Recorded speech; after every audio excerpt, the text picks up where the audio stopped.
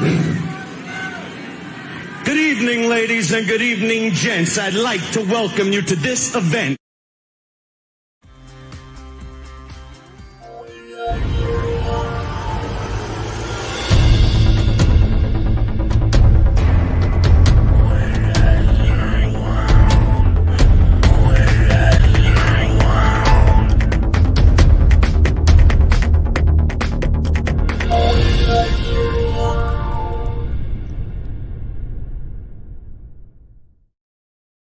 What's up, nerd family? Welcome once again to the Poindexter Lounge. My name is Enosh, aka Enosh Vet, and it is good to have you with me in the lounge. Today's a great day. Today's always a good day to be in the lounge. Any day that's today is just that. It's a good day to be in the lounge because it's today and you're in the lounge and I'm in the lounge and we're together. And look, if this is your first time to the Poindexter Lounge, just know that the Poindexter Lounge is a place for nerds. It's a place where you and me and my friends, which means all of you, can get together and talk about the things that we love, things like TV shows, movies, games, sci-fi, fantasy, comic books, superheroes, toys, pop culture, anything and everything. If it's it's about any of that stuff, we're all about it. And so if those are things that get your blood going, if those are things that get you excited, that get you up in the morning and get you ready to go, then hey, you have found the right place. So please hit that subscribe button, right? Hit that subscribe button and also that notification bell so that you're a part of this community. You're a part of this growing community, and we would love to have you here. Now, I know we make fun of Doomcock all the time for saying, that he's losing subscribers or going away and stuff like that. We keep, it's so funny because we always make fun of that, but honestly, like we keep edging up to this like 9,800 number, and one day we got over it and then it went back, and it's like doing this thing. So it's like we keep hitting it, and then we keep, I don't know what's going on. It's weird. YouTube has been doing weird stuff to me all week long, and I've got stuff into them and talking to them about it and stuff. But yeah, man. But you know what? It's okay. It's all good. We're still here. We're doing our thing. We're going to continue doing our thing. And I am always glad to have you guys along for the ride.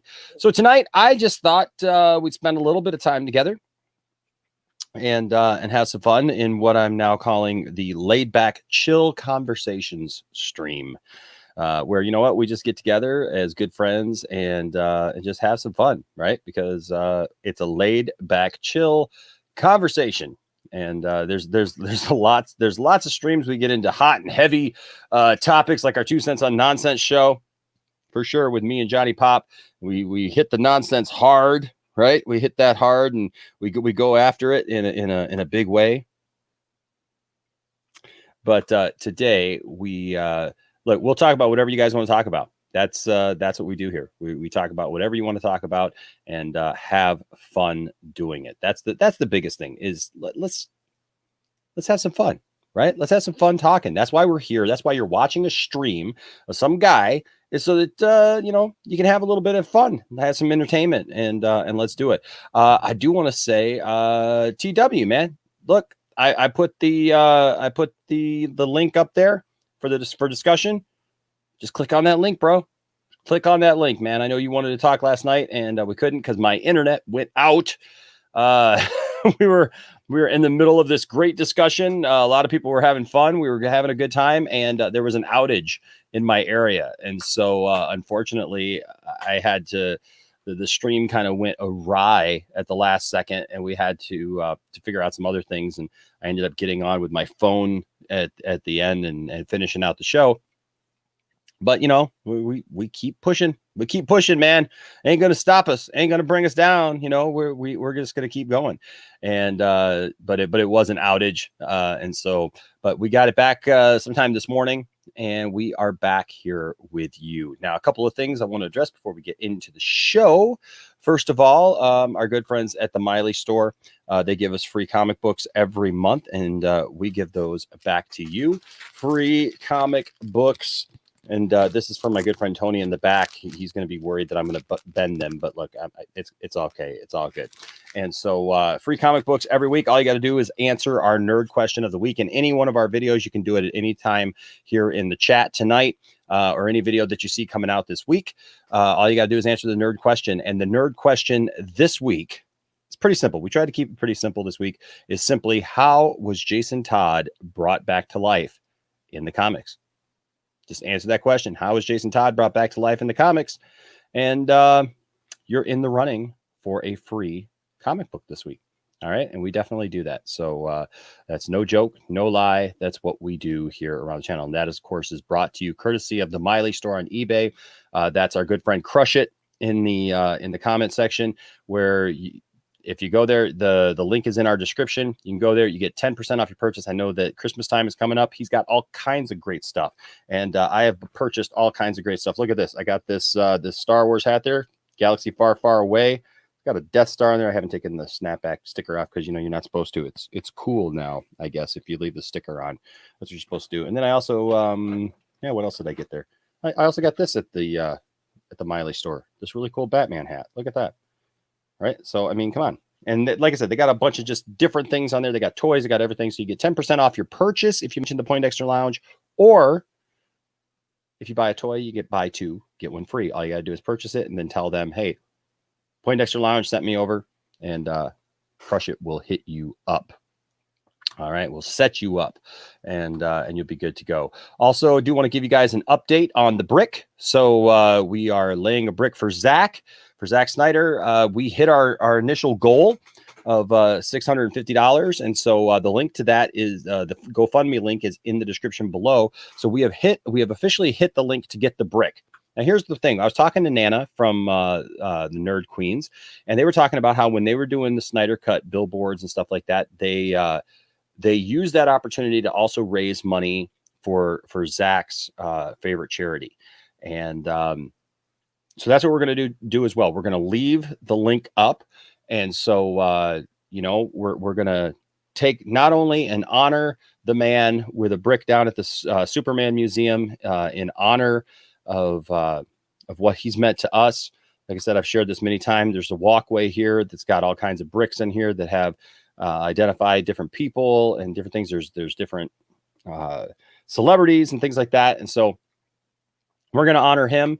And so now whatever is above and beyond, we're going to give to charity. And so I encourage you to do that as well. Well, guys, that's it. Also, don't forget memberships here at the channel and our Patreon. We appreciate you guys. You guys are awesome. Thank you to all of our Patreon subscribers. Thank you to our newest Patreon subscriber, Corey Bronco Flores. Thank you, man. You are awesome. We appreciate you.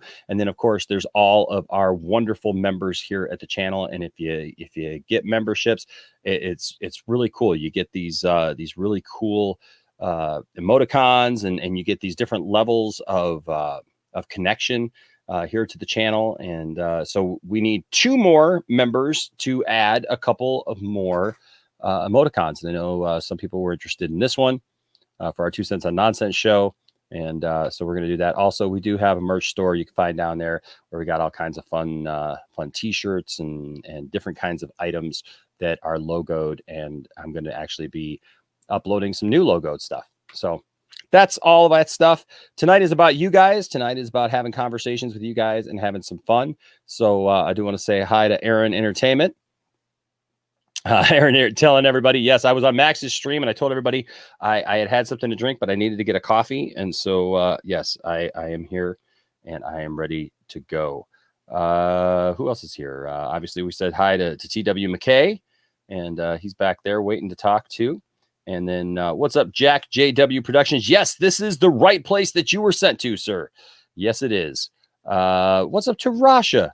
What's up to Rasha? I love when Rasha joins us. So I'm very thankful for her. Love it when Cylon Scotty and our good friend Sophie is watching for sure. Jesse Allen says, Enosh, someone has a bunch of cool info and news. Little someone. That's our good friend Lightcast, Matt over at Lightcast. Jenner Custom Toys says that's our good friend Bruce. Speaking of stickers and hats, have you seen the skit on Key and Peele about the hats? I've seen every Key and Peele skit because I love Key and Peele. It's a great thing. And actually, man, I was going to talk to you, man. I need to talk to you, Bruce, about getting a hand. I don't know if we can sculpt one out of another one. I might have talked to you about this before. I'm trying to figure out how to get a hand for my Rocky figure, for sure. Richard Gilbert is in the running for a free comic book this week. Just saying. Cup of milk, a cup of Malik. I always want to say cup of milk, and milk. I get accused in my family of saying milk all the time, like MELK, but it's milk. But he says a cup of Malik says, hopefully I'm going to hear a good discussion in here. I think we will. I think we got some good people back there that we're going to have a good discussion. Chan Thorpe says, can't stay long, but I'll be here a while. Awesome. Glad to have you here. Dr. Fate says, screw the Avengers. The real heroes are back. Superman, Batman, Wonder Woman, Flash, Cyborg, and Green Lantern. Barcelona B says, can't wait for the 17th. That's right. November 17th. Do not forget. November 17th is the day we are going to be celebrating our fandom and celebrating as DC fans. And so for sure, make sure to do that.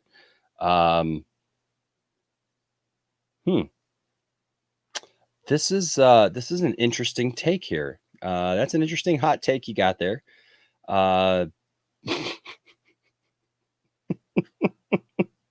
Enosh is communist regime joker, just like V for Vendetta is dumb. Actually, V for Vendetta is pretty good, so I don't know how much I'd put into your thoughts on me. I hope you're joking, but that's funny. That's pretty funny, actually. What's up, Mr. Horror Junkie?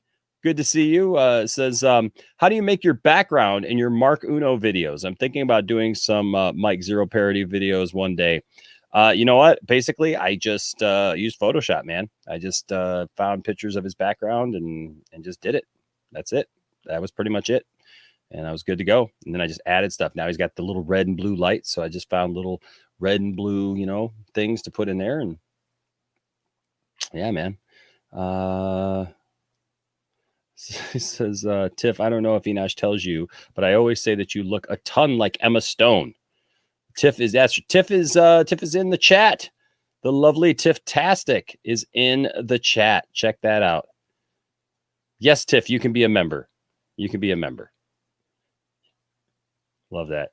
Tiff-tastic, my lovely wife, and supporter of the show. Obviously, she's in the show most of the time. She just always can't do my my late night streams, and so but Tiff-tastic is definitely a part of everything that we do here on the channel. Melissa's World is backstage and raring to start. Andrew Casali's back there as well. And our good friend Zentek Zantet says there's some great stuff on the Milee store. Look at this. See, Zantek knows. So guys, Sophie's here. What's up? Sophie says hello, everyone. Love you guys so much. And I do that because we do offer our shows as audio podcasts that you can get by going to anchor.fm/Poindexter Lounge. And you can listen to our streams that way. So you can take them along with you wherever you go and just have fun with that. Okay. Well, guys, that covers everybody in the chat and that's in there so far talking. So I just encourage you guys to keep talking, have some fun back there, and let's have some fun. And Tiff, you're always welcome. I know you're upstairs, but if you wanted to jump on, you don't necessarily have to even have the camera on. But if you want to jump on at any time, you can do that as well, babe, and be a part of what we do. We're going to have a little moment here, me and the lady. All right. So that being said, ladies and gentlemen, you love him. You admire him. He is someone who has become very special to the channel and makes things lots of fun every time he joins the channel. Here he is, ladies and gentlemen, my friend Andy. Way to go, Poindexter. Check out this clip. Thank you, Poindexter Lounge. Just kidding. I was talking about my friend Tony. Hi, everybody.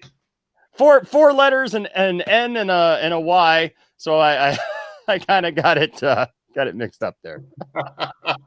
I wore this jersey for you today. Even though we lost, I just thought I'd represent Cincinnati Bengals today. Cincinnati Bengals. My former boss was a Cincinnati Bengals fan. Hey, they got cool colors. I mean, they're Tigers, so they're as close to my Detroit Tigers. I mean, there you go. Hey, Jenner Custom Toys. I gotta say this before I do this, dude. You cannot let me forget. This dude has got some custom figures that I've been meaning to get from him, and I keep forgetting to send it to you. And also, dude, I need the. I don't know if you still have the Doomcock figure. So we've been talking about Poindexter Lounge Wrestling has become this thing that people finally discovered. I've been doing. I did this thing a while back where I did action figure wrestling and was putting, pitted all these action figures that I have against each other, and Tiffany and I do it. We're announcers. We get dressed up. We got backgrounds. It's all green screen stuff. Yeah, it's classic stuff. And we watched it a few nights ago here on the channel with everyone, and everyone loved it. Now people want to know what the next chapter is, chapter 3, right? It's like the Mandalorian. They're like, oh, I got to know what happens next. There's a storyline and everything, and the outcomes are total. You got to get back in the headspace again. I do. I got to get back in the headspace of doing PLW. But that being said, Bruce, people are requesting that they want to see our good friend DC in the Poindexter Lounge Wrestling. And believe me, I would love to see that as well. And I think that would just be great. And we got a great idea for him. So I need to get that figure from you too. I think Bruce can make that character. Well, he did. Do I have the picture still? I might have had to delete the picture. So I might have had to delete the picture because I had so many. Super talented. Bruce is so talented. Oh, yes. By the way, Bruce, super talented. I had so many images in my little, they give you a little image storage thing here on StreamYard, and I only had so many, and I ended up having to delete some to be able to bring in new images. And so, but yeah, Bruce, if you still have that, man, I need to get that from you, and I need to make sure to get those other figures because he's got some custom Boba Fett's and stuff that were sitting around. So, so I definitely got to go. Chan Thorpe, welcome to the channel, sir. Appreciate you being here. And it says, Jesus, Tony does have a Leota thing going. Yeah, right. That's right. Is the video better? Is the video better? I'm not as grainy. Yeah, you look good, man. You look good. Well, I'm gonna bring you right up here. Look at you. Look at you all clear and all this stuff. I'm using my iPad instead, so in my laptop. Yeah, Aaron, we might just have to use him that way. Just saying. The ultimate jobber. Oh, yeah. Tiffany says we're due for new PLW for sure. Yes, we are. For sure. With for sure. Little Canadian content. Just looking through some of the comments here, see what people are talking about. Couple Malik asks, Enosh, what would you summarize on the second Zack Snyder interview and what he reveals in it? Well,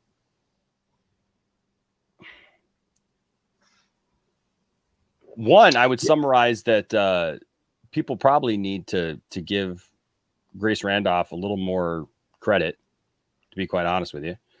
Every take that she has is not necessarily going to be the thing.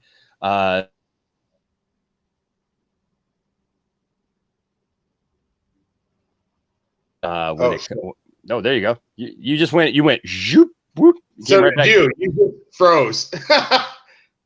Okay. All right. So, other than that, man, I mean, she's got. This is her second interview with Zack now that she's gotten, and it went really well. And Zack gave us some information. I love the fact that Zack casually kind of shot down all of the ideas and the notions that he was reshooting his entire movie. Right. That whole notion that he's going to take this money and he's just reshooting the whole stinking movie and blah, blah, blah, blah, blah. And it was already, it was supposed to already be done. 17 million will shoot you a whole movie. No problem. Maybe in Canada, but I don't know. But people, I don't know. But the thing is that basically we're getting 4 minutes of new footage. We're getting Jared Leto's Joker. I couldn't be happier. I think that that's all really, really cool stuff. I think that it's really, really awesome that he is having the opportunity to do it still. And I think that basically that interview was a very subtle and very nice way to slam back at a lot of the critics and the people who have given him a hard time and basically tried to act like, you know, that this was, you know, that he never had a film, you know, he never had a, you know, they've gone from he didn't have anything to, oh, he's shooting it all now. He's going to have 4 hours. And I love the fact that he even explained that. He goes, have you seen my other films? He's like, I made Watchmen with that in mind, that I was going to have a 3.5 hour cut of that movie. Right. And we've all seen that. And Watchmen is brilliant. And then, you know, other movie, when he did Batman v Superman, he knew that he was going to be putting out, you know, when the studio tried to cut it down, he knew he was going to be putting out an Ultimate Edition. So that's what he said, that he went into Justice League with the idea. Didn't we talk about this the other night, that he's filming for a director's cut? Yeah. Like he's not filming it as a director's cut, but he's filming a director's cut, and then he has to produce something for mainstream. But in his head, his movie's 4, 5, 6, 7 hours long. It doesn't matter to him, right? Yeah. He's producing what he wants to see in his head. And yeah. Absolutely. I love this, that people are, that Raj is still like, Zorn totally cheated. Zorn totally cheated. That is true, man. That was not a fair pin by any means. If you can go back to the footage, man, we could see it. It wasn't a fair pin. Go back to the footage. Zorn's got the belt. I mean, what are you gonna do? Zorn's got. I understand, but no, that was not fair footage, man. Like he was below the waist. Below the waist. You can't win like that. You can't pin below the waist. I saw it. I was there. Oh, I love you guys. I love you guys.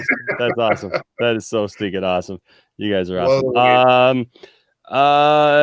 If he means Dave's interview by second. So I really enjoyed Dave's interview as well. I haven't got to watch all of it because we were scheduled for a live stream Friday night towards the tail end of his, and I didn't know that his was coming. So I missed the very beginning of his interview, and I missed the tail end of his video. So I kind of saw the middle of it, which was awesome.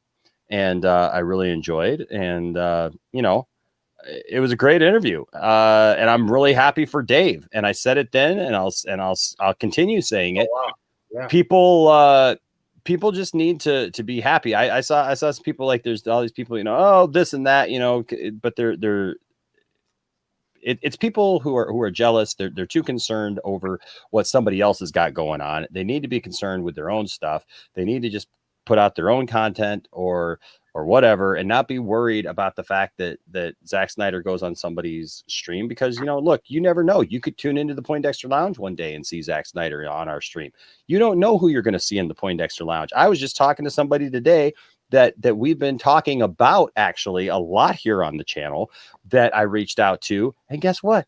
They're going to be on the Poindexter Lounge. So you don't know what to expect, whether it be the Poindexter Lounge or somebody else's thing. The fact that Zack Snyder is interacting with people in this way at all, you don't see other directors interacting with small little YouTube channels and stuff the way that Zack Snyder's been on YouTube channels that have like 1,000 views or 1,000 subscribers. You know, I love that. I love that about him. Come on, really? I mean, you know, like you never know what you're gonna see on any given channel, and so just be happy for people. Be happy. When I saw Dave, you know, get this interview, when I saw that, I was like, heck yeah! And then I tuned in, and of course I got her blocked out right there. But there's Wonder Meg there at the bottom, and you know what? Look, we've had Wonder Meg here. She's coming back. We had Nana here from the Nerd Queens and stuff. I interviewed her last week. So let's all be happy for everybody. But as far as the interview itself, it's like 6 degrees of Snyder. Absolutely. We're like 1 degree away, like on many fronts now. Like I said, there's 6 degrees and you're 1 degree away. So like, I've been on this show. I was the guest on this show. I was the guest on a show that Zack Snyder was a guest on. So, you know, I just say that. pyramid. Top Exactly. of the pyramid. I just say that because look, the content was great. I love the content that was in the interview, you know, and things like that. If you want to talk about something specific, you can bring it up in the chat. But I thought that it was great. It was a great interview. I have to go back and, like I said, I have to watch the first part and the last part to see what happened because I have not had a chance to do that yet. But yeah. I agree. Great interview. Yeah, and so I watched the whole thing. It was awesome. It was amazing. I tell everybody, just look. The 17th is coming. It's going to be good. It's going to be good. It's going to be good. Let's see. Yo, Enosh, after the recent 2 cent on nonsense, I couldn't help but go watch the making of Rise of Skywalker. Or is that Rise of Skywalker or Revenge of Sith to figure out how big the debris? Yeah. Rise of Skywalker. Yeah. Should it be Return of the Jedi? I don't know. I missed it. But yeah, we did our 2 cents on nonsense, and we showed because all these people are. There's this argument that people talk about Return of the Jedi, and they talk about the second Death Star blowing up, and they want to say that there was no debris.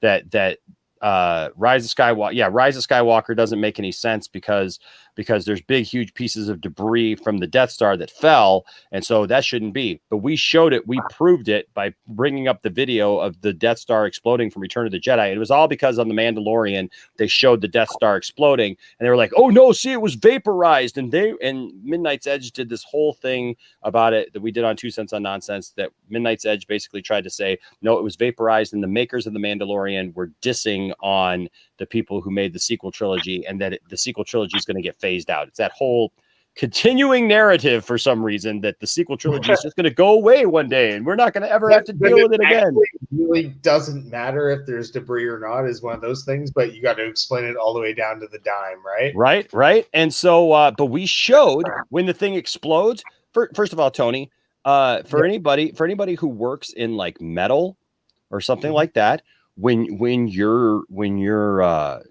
something explodes like that and things and pieces, those white hot lights are going out, that's shrapnel.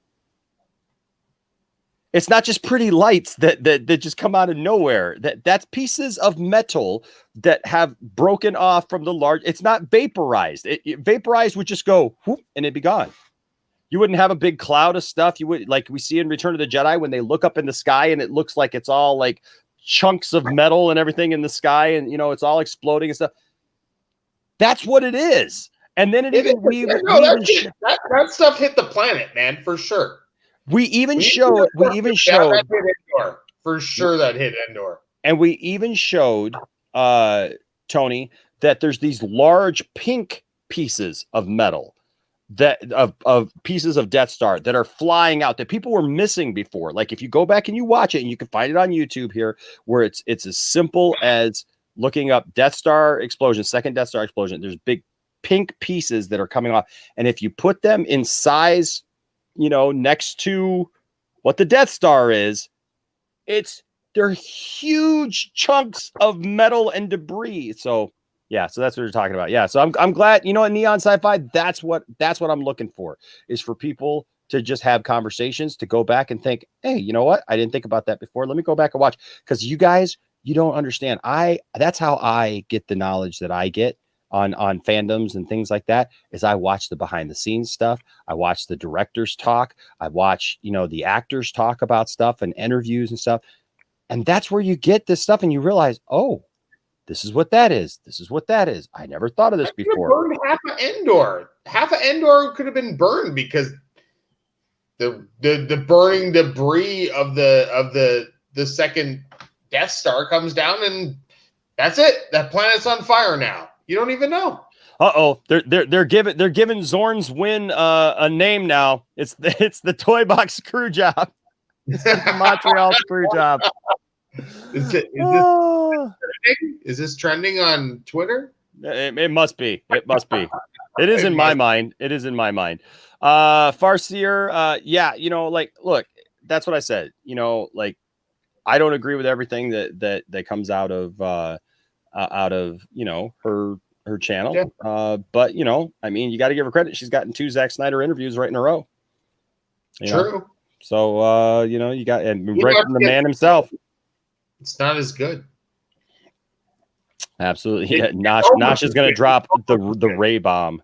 I dropped the Ray bomb by having you on here tonight, sir. Oh, nice.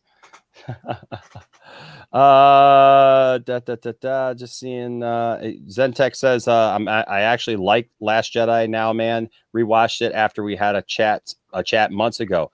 See, that's the thing. You know what that's what I love, man, is people have had conversations with me, and we even talked about this with Silent Scotty last night, right? That's like so it's not their favorite movie. It's not that they love the movie, you know.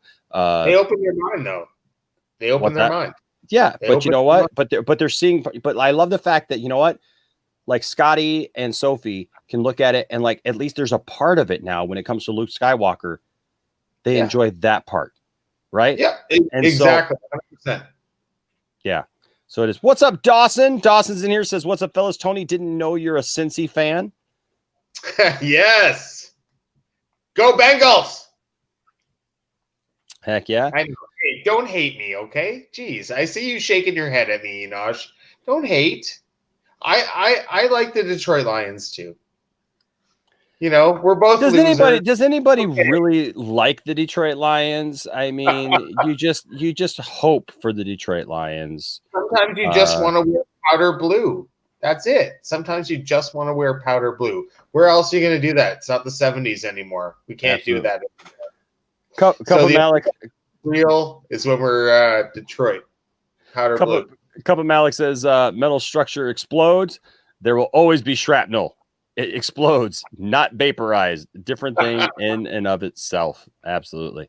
Okay, so this is what I'm going to do. I got a guy who wanted to come on last night, right before. Hold on, Mr. McKay. No, yeah, hold on. No, it wasn't. No, it wasn't. Should that be all right?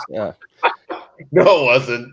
I like how you read comments and just kind of don't even look up and just you're like, nope, that's not trying. Let me just break it down for you like this. I can summarize everything up in simply 2 words. You lost. Stupid! You're so stupid!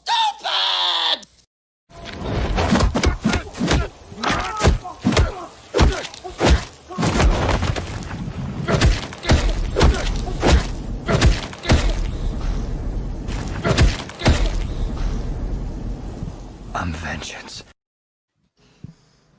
Never rub another man's rhubarb. That one's still okay. Hey, Kavari, I hope everything is safe for you where you are, given the events of stuff that's happened in our great nation today. Yeah, Stephanie says the wheel of fish.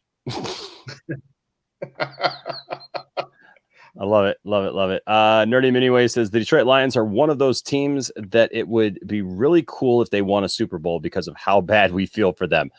Exactly.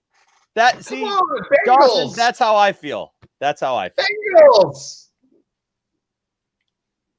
We've been to 2 and San Francisco's broken our heart twice. How many?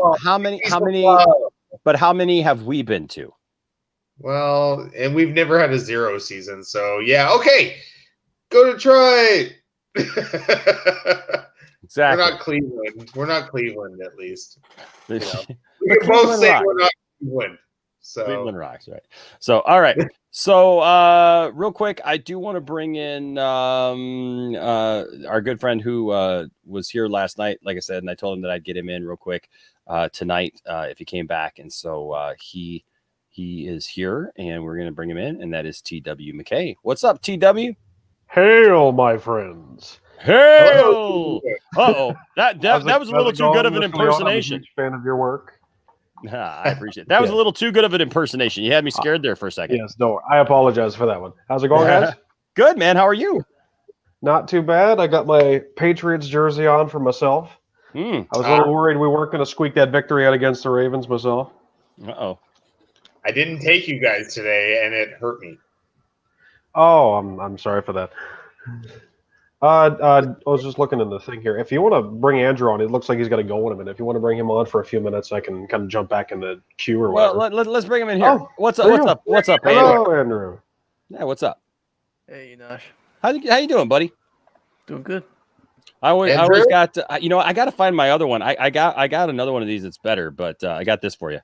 Still, Oh, Yeah. God. Not with the refaces. No. because he's such a huge Spider-Man fan, Tobey Maguire. I gotta find my other one because I got one that's better than that, Andrew. You do that one this Yeah, and if during this conversation I find that one, I will bring that one in so that you can see the one that's even better than the one I just Andrew, showed you. how you doing? Haven't Hey, seen you in a Tony. while. Nice to see you. I see you too. Yeah, man. So what's on There's, your mind tonight, sir? Not much. I just wanted to come on, see my pals, because I've been just looking at history on movies and stuff. Okay. Cool. Which movies? Right on. A lot. What like Anything in particular? genre? What did you say, Tony? Genre. I'm just curious. Like, Yeah. what are you into? I'm into animation, adventure, sci-fi, superheroes. So pretty much everything except for like drama and French movies, right? You can say that. TVs, movies, sci-fi, comic books, superheroes. Toys and so much more. That sounds like Oh, Enosh's shit. opening line. Gee. Hey, that's developed over time. Like here.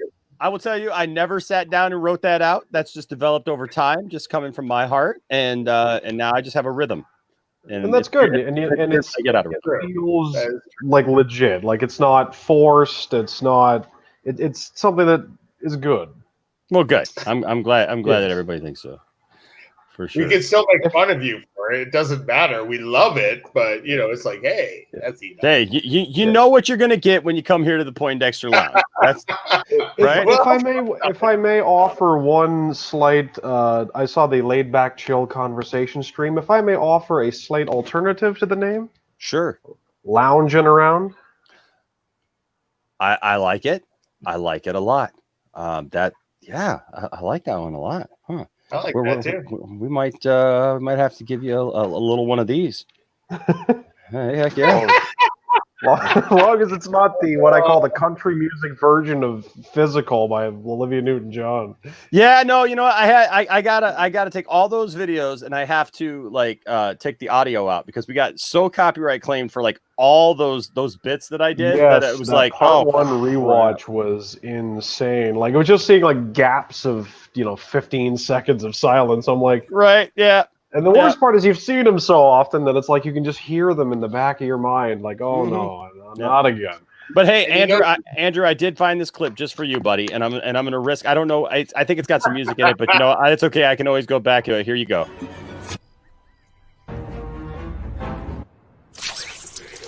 Who am I? I'm Spider-Man.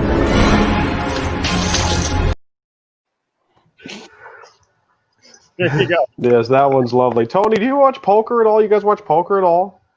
Yeah, Like it's just like sometimes. poker.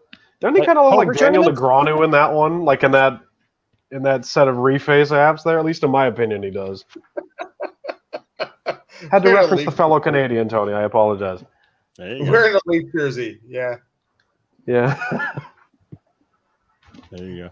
Goodness. That's fun. That's fun. So what else is going on there, Mr. Casali? You as well. I should bring it up. This young man right here has featured on the Vodka stream.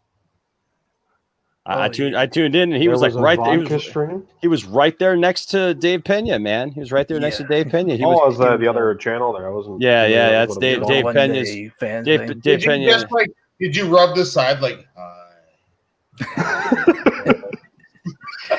Instead of Zack Snyder being there to the right or to the left of Dave Pena, it was Andrew. So He's like just rubbing. Yeah, I love it. I like the guy. I like when he does this. The velvet robe. The velvet robe. Nice. Right. Nice. My day off. Can't help myself. All right. Likewise. So Andrew, I give you the floor, sir. What else is on your mind tonight, sir? Not much. Like I said, looking on movie facts, 'cause I'm a movie person, watching cartoons, some Spider-Man, and other stuff. Mm-hmm. Yeah, and and I watched Dave's interview with ZACK. When I was listening to it, it sounded like the Snyder Cut was gonna be on IMAX. Yes. Yes. I didn't get. Did he say that? Yes, he said Ooh, that. very Yeah, nice. because they're specifically filming scenes in that ratio for that. So we're getting an extra 4 minutes, but we're getting it in IMAX. Well, some of it is in IMAX already because of the way I guess he filmed it. Okay. So, yeah, so it's kind of like Mando, like the episode 1 or like chapter 9, the Crate Dragon one, the first episode from this season where it expands and shrinks and whatnot. Yep, that one was amazing. It was.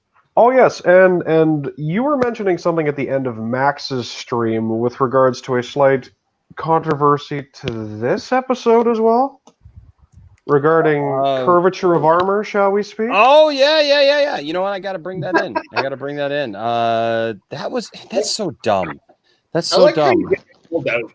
I just love it. It's like, that's it. You're getting called out right now. What's that? Well, I'm not calling him out. No. Like, no. He's not calling me out. I don't know. If you brought something up during Max's stream that was interesting. Yeah. So it was like right at the end. Yeah, Anita Sarkeesian. There we go. Anita Sarkeesian brought this up today, or was it today, or was it yesterday? Hold on, let me see. Looks like the 14th of November on that tweet. So that was 2 days ago now, technically speaking. At least where I am. Yeah. So whenever this came up, but apparently she didn't like, and I don't want to misrepresent her because I don't really know that much about her. I don't know anything about that. It's been a long time for me as well. So yeah. we can just look at the tweet itself. Yeah, so it just based on the tweet itself, it says it's got the picture of Bo-Katan and the two Mandalorians. Spoilers for Mandalorian Chapter 11 if you folks haven't seen it. That's true. Figure we'll throw that in. I know it's a little late, but I figure we might as well bring it up. Yeah, there you go. It's Bo-Katan. There you go. Oh, I want to come back to a spoilers thing. It's a weird, fun thing. It's related to Star Wars, but not to this. After we've had this discussion, I remember. Very well. So you got this, and so the controversy apparently surrounds the two females there and their chest armor, because she put on here, Lady Mandalorians have boob armor. Oh, come on, seriously. And you can see there's been 96 retweets, 3,846 quote tweets. Yeah, and like 1,619 likes. And so apparently this was now a thing where people are like losing their minds about that women shouldn't have boob armor. So I know that my wife is in the stream. So, and I know there's a couple ladies in the stream, and I know that like we can't relate with this because we're not women. I've got my own ideas on it, but I will. Side are we on? Which side are we on here, though? So I'm going to turn this over to you. You're looking for me. I'm your leader. Go first. Yes, I have an opinion about this. So Tiffany, I'm interested in hearing your opinion about this. But here's the thing. Yes, women have boobs. Yeah, they do. And guess what? Women are built differently than men. And so their body temperature is different. And I know this. Look, as a man who once had a breast. No, I had a just kidding. Yeah, no, I had a mammogram once. Oh. I had a mammogram once. I'm man enough to be able to tell you that I had a mammogram once. I had when I was close to about 10 years ago or so. I had this like weird pain in my side here, and so they just wanted to rule out anything. It ended up being nothing, but I had to go get squished just like any other mammogram. And you know what? It was a thing, But the thing is I know that. You got to protect certain areas. Also, you need to have room for certain areas depending upon the lady. So that's the nicest way I think that I can say it. What's the problem here? Like I'm sure if they just put her in chainmail and a bikini, like and said that was her armor, there would be no controversy. Put her in a bikini and some chainmail and say that's her armor, and they would all be be real, would just be fine. Why wouldn't they have like a spot for the boobs? Seriously, if female armor, male armor. See, this There's is why seats in the movie theater for that. Oh, you meant the armor. Oh, okay, sir. Yep. See, this is why I asked the ladies, because up like a Ken doll too, right? yeah, Barcelona B's in here as well. But Tiff says, yeah, you got to protect the ladies. Barcelona B says it's not that big of a deal. It's in the cartoons. Yes, that's what I was gonna say as well. Was the thing? It's like they didn't bring up. It's just a picture of Mando. It's not a picture of like Bo-Katan and the Night Owls and Clone Wars or Rebels. It's just weird that like it's just this picture. Mm-hmm. Maybe it was just the only thing they were exposed to, but maybe, I don't know. But Rasha says here, it doesn't matter if it's not real life, realistic. It's TV. Besides, I never make a flat dress. It always has curves for the bust. Tiffany says here, guys wear jock straps to save their junk in baseball. Why can't we protect our assets? Thank you. Exactly. I'm with Tiff on this one. Jose's got an interesting take on this. I make a joke about it, but I don't want to come off like a boob. Right. Oh, hey-oh. Hey-oh. Hey-oh. Yes, sir. You are correct, sir. You are correct. I think we got a show. Oh, yeah, we got a show. We definitely got a show. Oh, yeah, there's a show. Dingo and the baby. But yeah, I don't understand what the big deal is, but apparently this my wife, I love it. Best car boobies. I don't know. Rasha says I've worn I'm guessing she's saying I've worn chainmail. It hurts without protection underneath. Why were you trying it without protection? I'm not wearing it without protection. I wish to say hello to Brian. I've closed the YouTube thing, so I'm stuck on StreamYard. I don't have an account, so I'm just like, kind of observing the comments. Nice. Yeah, so I don't understand why this is such a big deal. It apparently blew up on Twitter. This was like a thing, and people were freaking out. It's armor. Why wouldn't the armor like go with the natural contours of your body? And I mean, it's not like the Red Sonja thing. At least it's not like the Red Sonja thing where it's just covering that. At least there's full armor, right? Yeah. Remember Xena? Xena had full armor. Why is that a weird thing? Xena was awesome. Rasha says, I worked on Lord of the Rings. That's right. Rasha is in New Zealand. So that's right. Rasha's in New Zealand. Yeah. So for sure. Very That's cool. awesome. In New Zealand.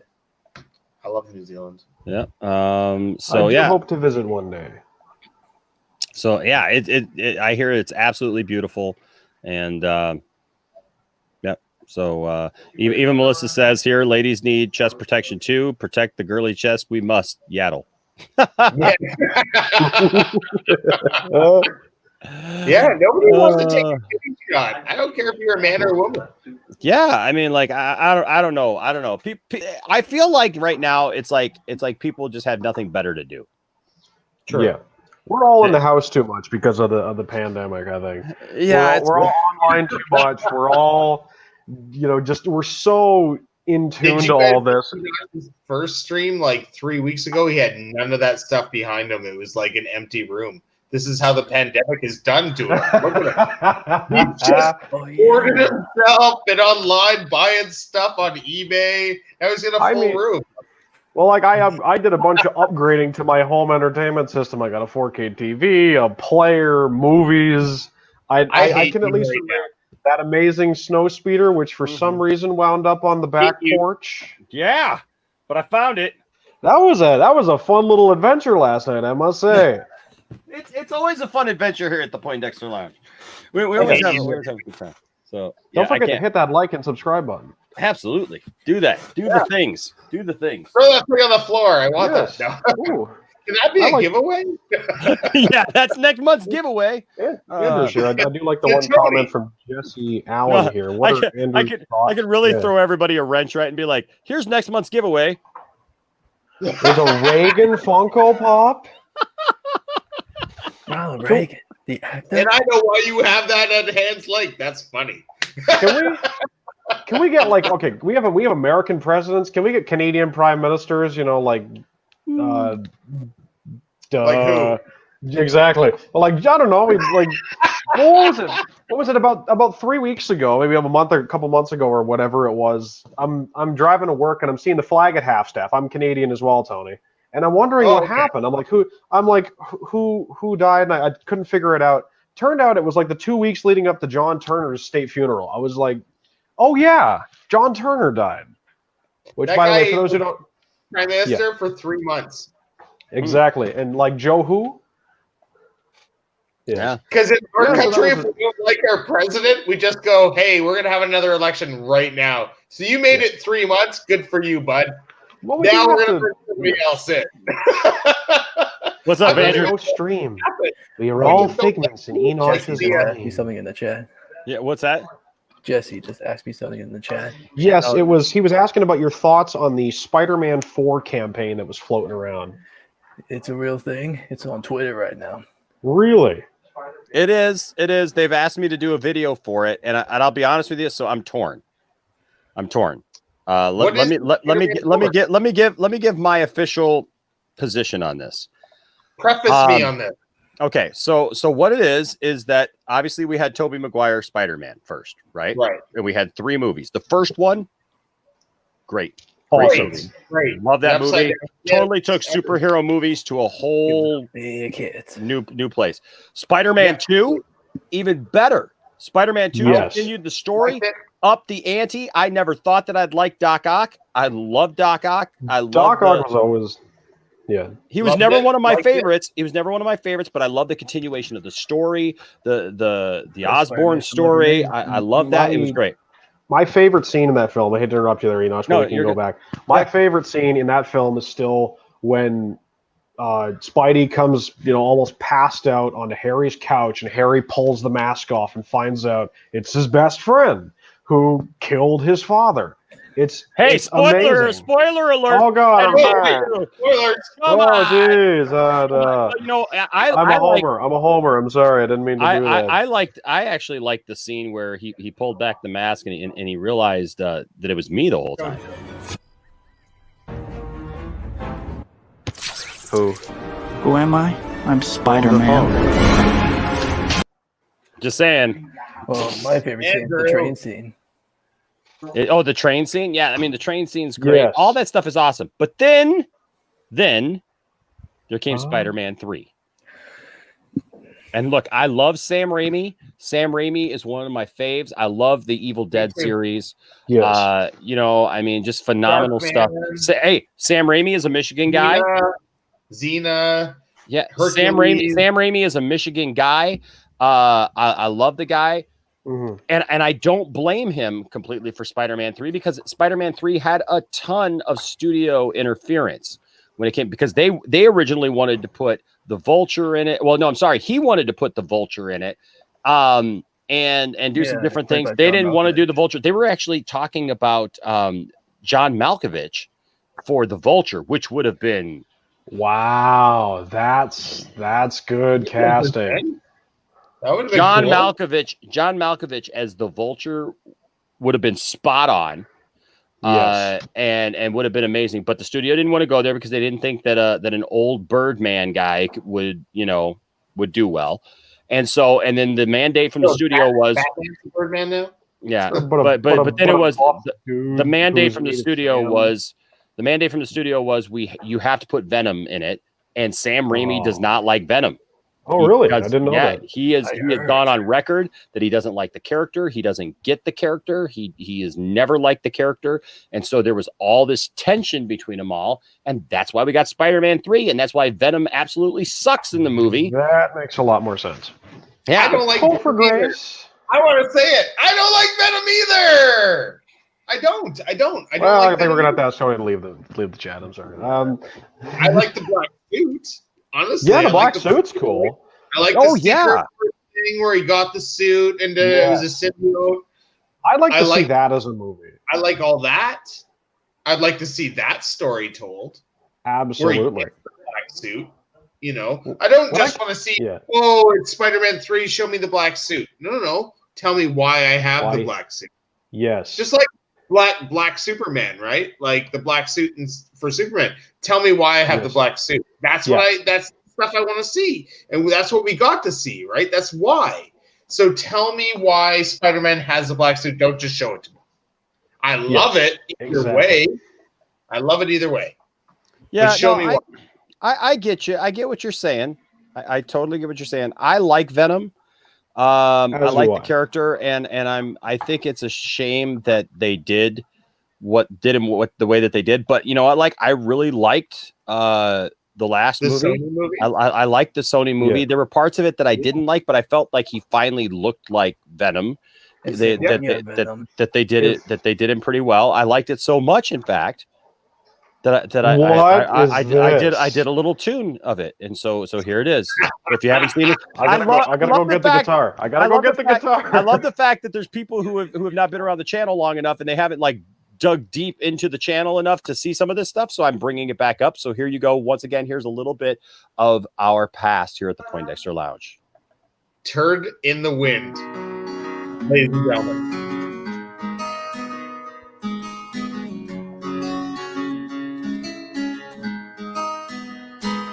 I will lead your arms, but then I'll lead your legs and your face too, and you'll be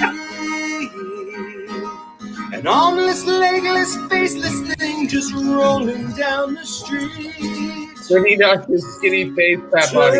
In the wind, leave it like a turd in the wind. Who am I? We are Venom, we don't need no Spider-Man. You might ask. I love this. Just don't talk about him. Turn in the wind. I'll leave you like a turd in the wind. Turd in the wind. I'll leave you like a turd in the wind. Got my little tip jar out there. One last time. I am part of Sony, not in the MCU. Not yet. They might try to say my film's adjacent, but that just makes Feige cry. A turd in the wind. I'll leave you like a turd in the wind. What? Turn in the wind. I love this. Like a turn in the wind. Turn in the wind. Leave it like a turn in the wind. Turn in the wind. Let's hope this film's not a turd in the wind.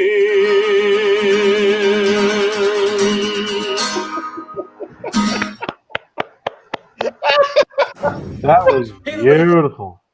Did you see how sparse the room that is? Was though? magic. Like, how sparse that room is. He's got like 3 characters up. That's it. It's like, what the hell's going on? Where are you playing that music? That's in my office. That's in my office at work.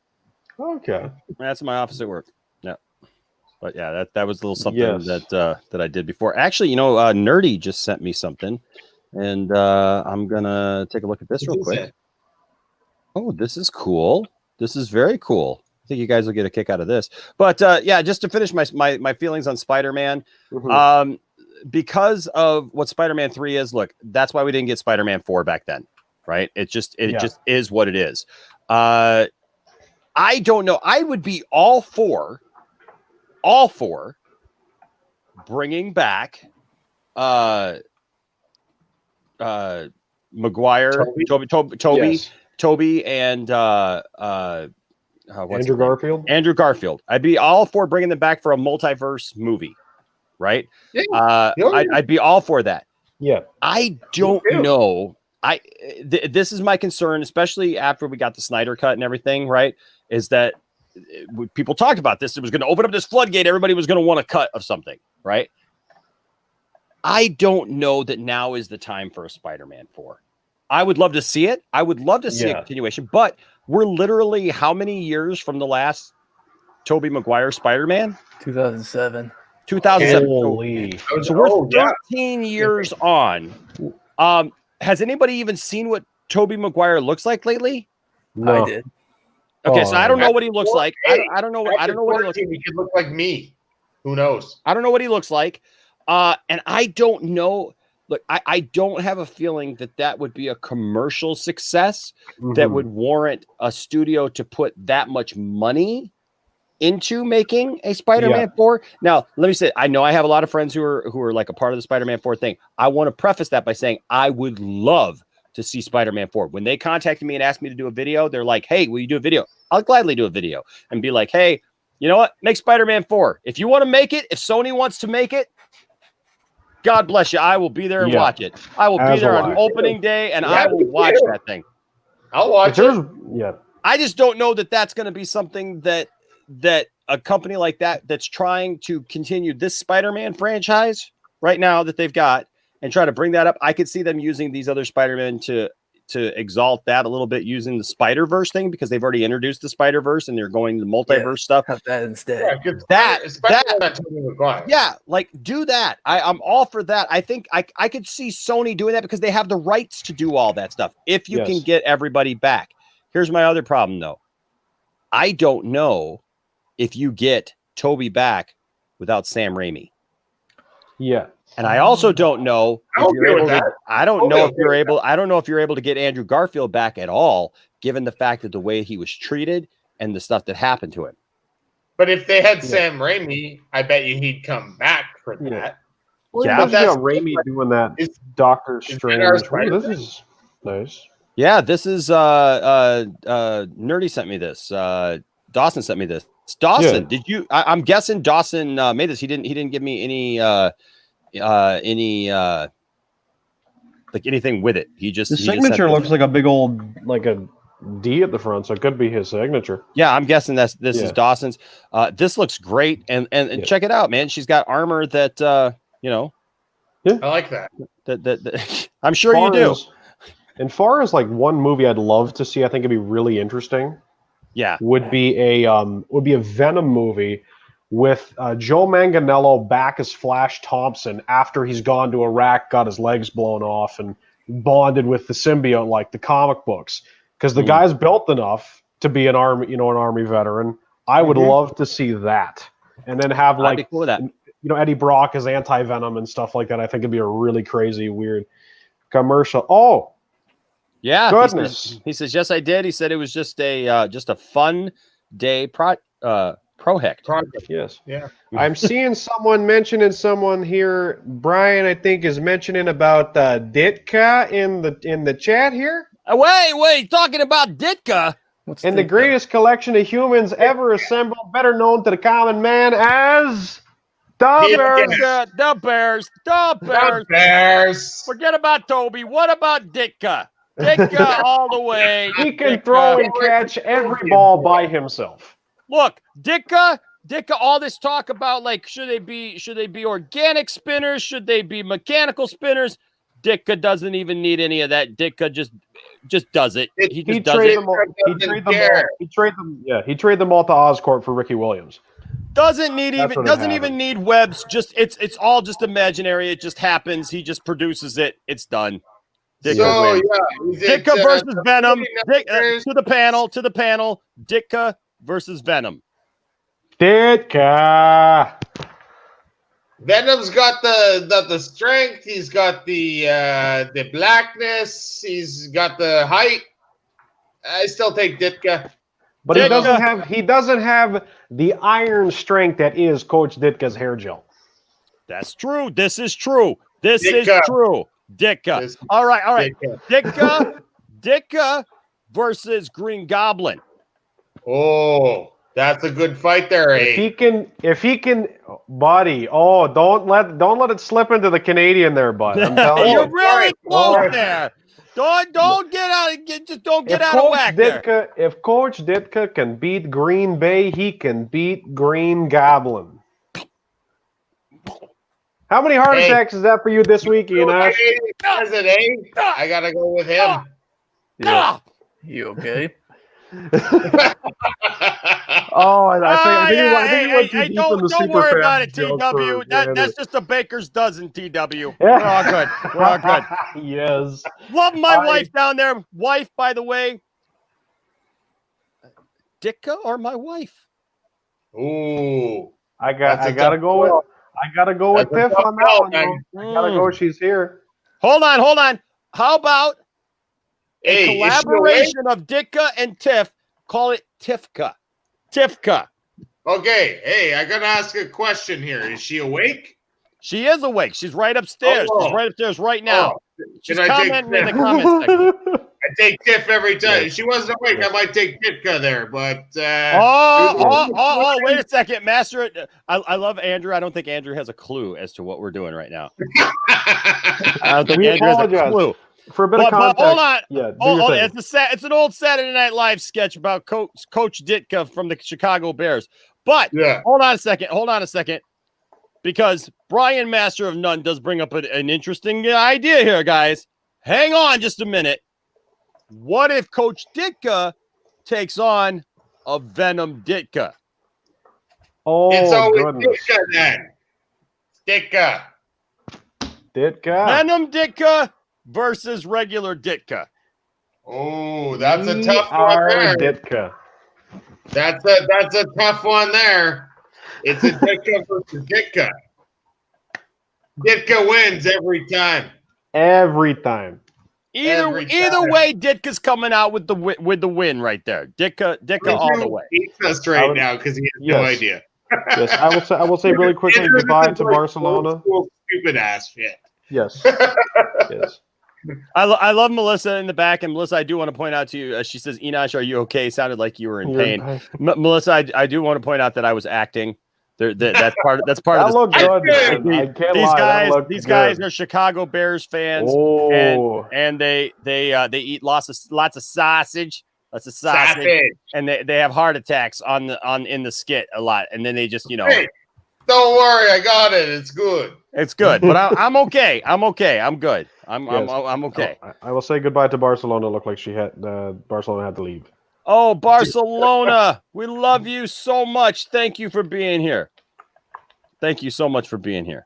Yes. Always good. And good morning to Gitter. Geider. It's Geider. My apologies. Geider 92. Morning, Geider. What's up, buddy? Watching a bit too much FUBAR. Yeah, so that so Andrew, that's just my take on the Spider-Man 4 situation. Is look, if it came out, I would love to see it. I don't think that it's going to happen as a Spider-Man 4. I would see it more as this other idea of Into the Spider-Verse live or action. even well, Raimi's got that new Doctor Strange movie. That's already going to be a multiverse movie. It is the Doctor Strange and the Multiverse of Madness. So I would be unsurprised to see something pop up. I don't know what, but yeah, I wouldn't be surprised. I don't care. I love Spider-Man either way, Andrew. Give me more Spider-Man. I don't care what it is. To be completely honest, just give me Spider-Man. I'm good. We'll take Spider-Man. Yeah. Yes. Yeah. Yeah. What was I going to say? I was going to say something, and I totally had a brain fart there. Tiff. This is for my wife. This is a direct thing just for my wife. You're yell at your wife on screen right now? Hey, no. Tiff is listening. Tiff is listening. Tiff, I want you to listen to TW talk for just a minute and say some things, and I want you to tell me, does he not sound like a version of my dad? Just TW, if you could just like give me a couple of key phrases, and we'll see if we can figure something out here. Yeah, there we Or go. even if Man. it's just Oh my the quick gosh. brown fox jumped over the yellow dog. If you know, if you could say something like son, Oh, Of course, son. You froze up there, Enosh. he's gone. Oh no! I'm your king now. This That's guy- just- Well, we do still have monarchy, Tony, so it could work. That's true. That's true. Yeah, not Andrew Tony. leaves. As soon as I say that, Andrew leaves right away. He's like, "No more of my face." I missed the part where that's my problem. I wonder if Enosh lost internet again, because last night he lost. Oh God, I sincerely hope not. That would be really not good. But then again, go ahead, Tony. What were you saying? Were you guys on the feed last night when he lost internet? Yes, I was like the last dude. It was Jarbo, me, and I think like 2 or 3 other people in the chat, and that was about it. And then like the internet went out. But yeah, It was an I'm getting. conversation. It was. It was. Oh, that, like yeah. You're talking about like when Enosh went out, and there was like Scotty and Sophie and Jarbo Yeah, and talking about like when they were Portland talking and about- stuff. yeah. the world. What in the world is going on here? By the way, I became the king. Now I'm gone. Now. by the way, I did go back and listen, and I heard all the crap you guys were talking about me last night when the internet. I don't know what happened last night. That was My one of internet the went out. strangest- My internet no, went out. not you. I Oh, knew about oh. that. I'm talking about where the conversation went. I was genuinely not expecting. It was just Yeah, really it was interesting. Like it was kind of. It was interesting. Yeah. Okay. So we'll set it up. We'll set it up again. Enosh or son. I'm sorry. You have to say son. Son, I am very proud of the way that you are raising your children. Do it. Son, I am very proud of the way you are raising your children. Oh my Lord! Don't cry. It's okay. Are you? I can't see him. All I see is you and Andrew, Tony. Oh, You don't see geez. me? You don't see me? No, I don't know what happened, but I can just all I can see is Andrew and Tony. It's just a blank space where you are. Wow, you are lucky. Can you see man. me now? Everybody's gone. Really? Wow. Huh? You just can't see me? I don't know, but can you see Tiffany's comment down there? OMG, yeah, I can see that one. I was I thinking didn't know your dad is on your show. Is Oh it your my dad God. or is it Tiff's dad? It's my dad. My dad. That's what she's saying. Oh. Oh, she was saying, OMG, I was thinking that. Get out of my head. And then, Now Joker wants me to say something. then it says, as soon as he started talking, I thought, I didn't know your dad is on your show. Oh my God, crazy. Yeah, holy cow. I'm We gotta telling you, go dude. one comment up there because I kind of want to say this, but not in my normal voice, in another voice you guys might recognize. Oh, well. My Tread son, lightly. the Schneider cut doesn't exist. Well, it was nice having dad on the stream. Let's say Apologize for that one. you're And good. I'm back. Hi, You're guys. back. Oh my gosh. Tiff, you are absolutely right. That is so crazy, especially when you just did that because you went into like the loud, boisterous voice thing that my dad does. Like just like really? we have the same voice. I swear to God, dude, it's creeping me out. Right? It's not creeping me out, but it's freaking me out right now because like I almost think that you would be my dad, like messing with me. And you got that W. You got that W in your name, and his name is Wayne. So like I'm just like it's not. That's trying to not mess it. with This is a nom de plume. So Okay. don't worry. Okay, just It has a reason.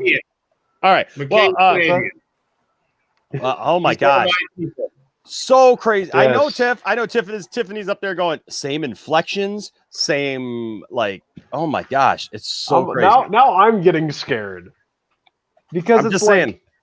is time travel real? Well, you know, Like- I am Dawson, so I am Dawson from the future. So I'm Dawson from the future, and you're my dad From the past, I from the guess. past. Ooh, we got our own little multiverse here going on. Looks like we've got it going. Speaking of multiverses, you know what? I'm just gonna bring in some people right now from behind there. We're gonna bring in our good friend Excellent. Nicotina. What's up, Nicotina, with the $26 hat? Hello, Nicotina. Hey, what's up? And then we're also gonna bring in our friend Melissa from Melissa's World, and we're just gonna have a big party. Whoa, and it's just... a group. What? Nick, It sounds like a group in here. It is a group in here. Hey, guys. It is a group in here, Melissa. Hey guys, can I tell you? Yes, Melissa. Let's give Melissa the floor here for There a it is. moment. Oh, now I can see everybody. We're all in full. Melissa. Ooh, yes. Heck yeah. Amazing. This is my saber from a TRA form known as the Rebel Armory. Okay. Heck yeah. Think of her. Oh. That's awesome. That is awesome. Well, I don't worry, Enosh, it's on training mode still. Be careful. Wow. Be careful with that. Yes. Oh, yes. Speaking of, there was one thing I was thinking of. Oh, it's like that movie Frequency. Guess who that is? Is that Kanan? That's Kanan. Jarvis. Yeah. Yeah, it's Kanan. Yeah, Cylon's right. It is like the movie Frequency. It's like I'm talking to my dad. Oh, yeah. What would be crazy Also, is if can I you show are you in the guys past. something that Cylon gifted to me? Oh, did you get it? Yeah, we want to see that. Absolutely. Yeah, I'd love to see that. What is it? Are you gonna show us? Yeah. Yep, she's gonna show it. It's pretty awesome. That lightsaber was pretty awesome. That You guys lightsaber is see that? Melissa always has the coolest things to show us and to teach us about. For those of you who don't know, Melissa is legally blind, and she is a Jedi of all Padawan. trades, and her favorite Jedi, of course, is Kanan Jarrus, and so I'll she show just him got her after lightsaber. this. Yeah, she just got her lightsaber. But Cylon Scotty has been working with her on a couple different projects. And she just shared this. Oh yes, I forgot about this. Yes. Wow. Ooh, that's cool. Cylon. That's from Cylon. Yeah. Now what game is this in again? Star Wars: The Old Republic. Okay. Yeah, the MMO. How do you say it? Visas Jarvis. Thesis Jarvis. Okay, cool. Visas from Visas. If you take the name of Visas from Visas Mar, the Jarvis from Kanan Jarvis. Hey, I gotta go. All right, man. We'll see you later, Andrew. Thank you, right, Andrew. Andrew. Always All good right, having you, man. man. Hey, Andrew. I will just tell you this: keep the dream alive, man. You keep loving what you love, and you keep fighting for Spider-Man 4, no matter what anybody says. Yeah, man, for sure. Do what you got to do. Toodles. Take care, man. Andrew. Yeah. That's really awesome. It's the point. Spotty. Scotty created the character for her, and it looks awesome. And if you can see there, if you look at her armor there and everything, and her getup, it's based off of Kanan. Yeah. Jarvis there. So that's awesome. And the storyline basically is she's a Mira Luca, if you can't already tell. So it's a combination of Visas Mar and Kanan? Pretty much. Like, she's a Mira Luca, which is what Visas Mar actually was. Right, because she's blind too, Visas Mar, right? Yeah. Visas Mar and with the veil, she's totally blind unless she uses foresight. Right, Do you guys know what foresight is? Yeah. It's not just navigation or the stuff Kanan does. It's basically you see auras and and the name has been fine. Though I'm not sure what Cylon has to say about it. Cylon, if you're in here, I can't wait to see you in gameplay, dude. That's awesome. She's like, I'm gonna whoop your ass here, Cylon. Look out, Cylon. You created it, Sorry buddy. about that, folks. You created it. You did it yourself, Cylon. I just wanted to say real quick, just to Nicotina, man, I got introduced to you through Enosh when he took the 2 cents on the road. That was one heck of a stream as well. And so hopefully you'll have, if I'm not subbed, you'll have one by the end of the night. That's for sure. Well, awesome. I appreciate that. Actually, I need to talk to Enosh as well because, I wanted to set up another one because we only covered one half of the show. We only covered Mike Zero. We didn't even cover Doom That's Clock. true. Oh, So that was so I wanted to do a part 2 eventually where we cover the Doomcock aspect. That sounds weird when I say it that way, but you know what I'm saying, right? Yeah. Cover this guy. That guy. Oh God, Can I show you guys something? I'm in full screen. That freaked me out. The way you say it. Covering the Doomcock. Yeah, One at well, a you know, time. we will. Is that some sort of euphemism? I'll take this moment to talk about a word from our sponsor, ladies and gentlemen. When you've had too much of the nonsense, and the nonsense has you all stopped up, and you don't know what to do, and things just aren't flowing the way that you'd like them to, make sure to take a nice big heaping of Doomcalax. Doomcalax, our sponsor for every episode. When you have to go, but you can't. Just trust Doomcalax. Doomcalax to flush everything out. And if it doesn't come out, you just whine like a baby until it does.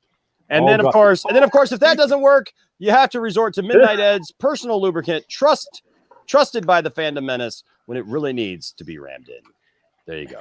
I'm My not only. stomach might need a little bit of a Doomcalax. My whatchamacallit. Yeah. Well, it's all that salt. Like separating. Oh, God. It's I'm all not only that a salt. host. It's all the salt. I'm not only a guest. I'm also a customer. I've been using it for 3 months now, and the rumors flow like never before. Also, can I show you guys something with my saver? Yeah, show us something. Well, yeah, go for it, Melissa. The power cell monitor. It's not this though. Jesus Christ, that almost scared the crap out of me. Sorry. That's really cool. Look at that hilt. It tells me through audio and it shows it through my blade. That's cool. I'll let you hear it. Yeah. About to let everyone in on the secret. That's Kane. Oh, I love that. That's That pretty is awesome. Yes. It's really cool. And That's- can do That blade is like just amazing on screen. Yeah, it's really bright. Oh my gosh. Yes, and that's really cool. I mean, it looks real. It look. Yes. Hey, can you point it back just a little bit so we can see the full blade? Yes. Yeah. Point it back a little bit. Yeah, point it back more Yeah, towards you. towards Yeah, the there you door. go. There you go. Yeah, right there. Yeah, go back just a little bit more. Yeah. Oh my gosh, it looks real. I know. I mean, it looks It absolutely looks real. like yeah. Like, don't touch your bed. You're gonna freaking put it on fire. I know Yes. it looks screen ready, man. It looks like it's actually in the movie. Exactly. That's awesome. Speaking of real lightsabers, there's two old fan films from many moons ago I watched, and I wasn't sure if you guys had ever heard of them.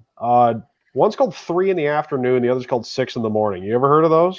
No. No. They're really weird, they're really dumb, but they're kind of fun. It was what inspired me to want to like custom build my own lightsaber. Basic premise was a couple of guys are living at a house, briefcase shows up on the front door one day, and there are real lightsabers inside. And like I guess some other group of people down the street found another briefcase or whatever, and so they're like fighting in the tennis court. But the second one is what's really weird because it's like there's this whole giant plot that Lucasfilm basically sent these out, and that this is all something that they're going to do and sell them. They're going to sell the real lightsabers in stores, like, you know, and they talk about the plan of where they're going to sell them. You know, Sharper Image, KB, hopefully Walmart by Christmas. And what happened? Well, no, because there's supposed to be this safety chip inside in the second one that basically it looks real, but it won't hurt you. But within 2 minutes on screen time, you can basically chop the thing and you can use it like a real lightsaber. Okay. And it has one of my what was it like?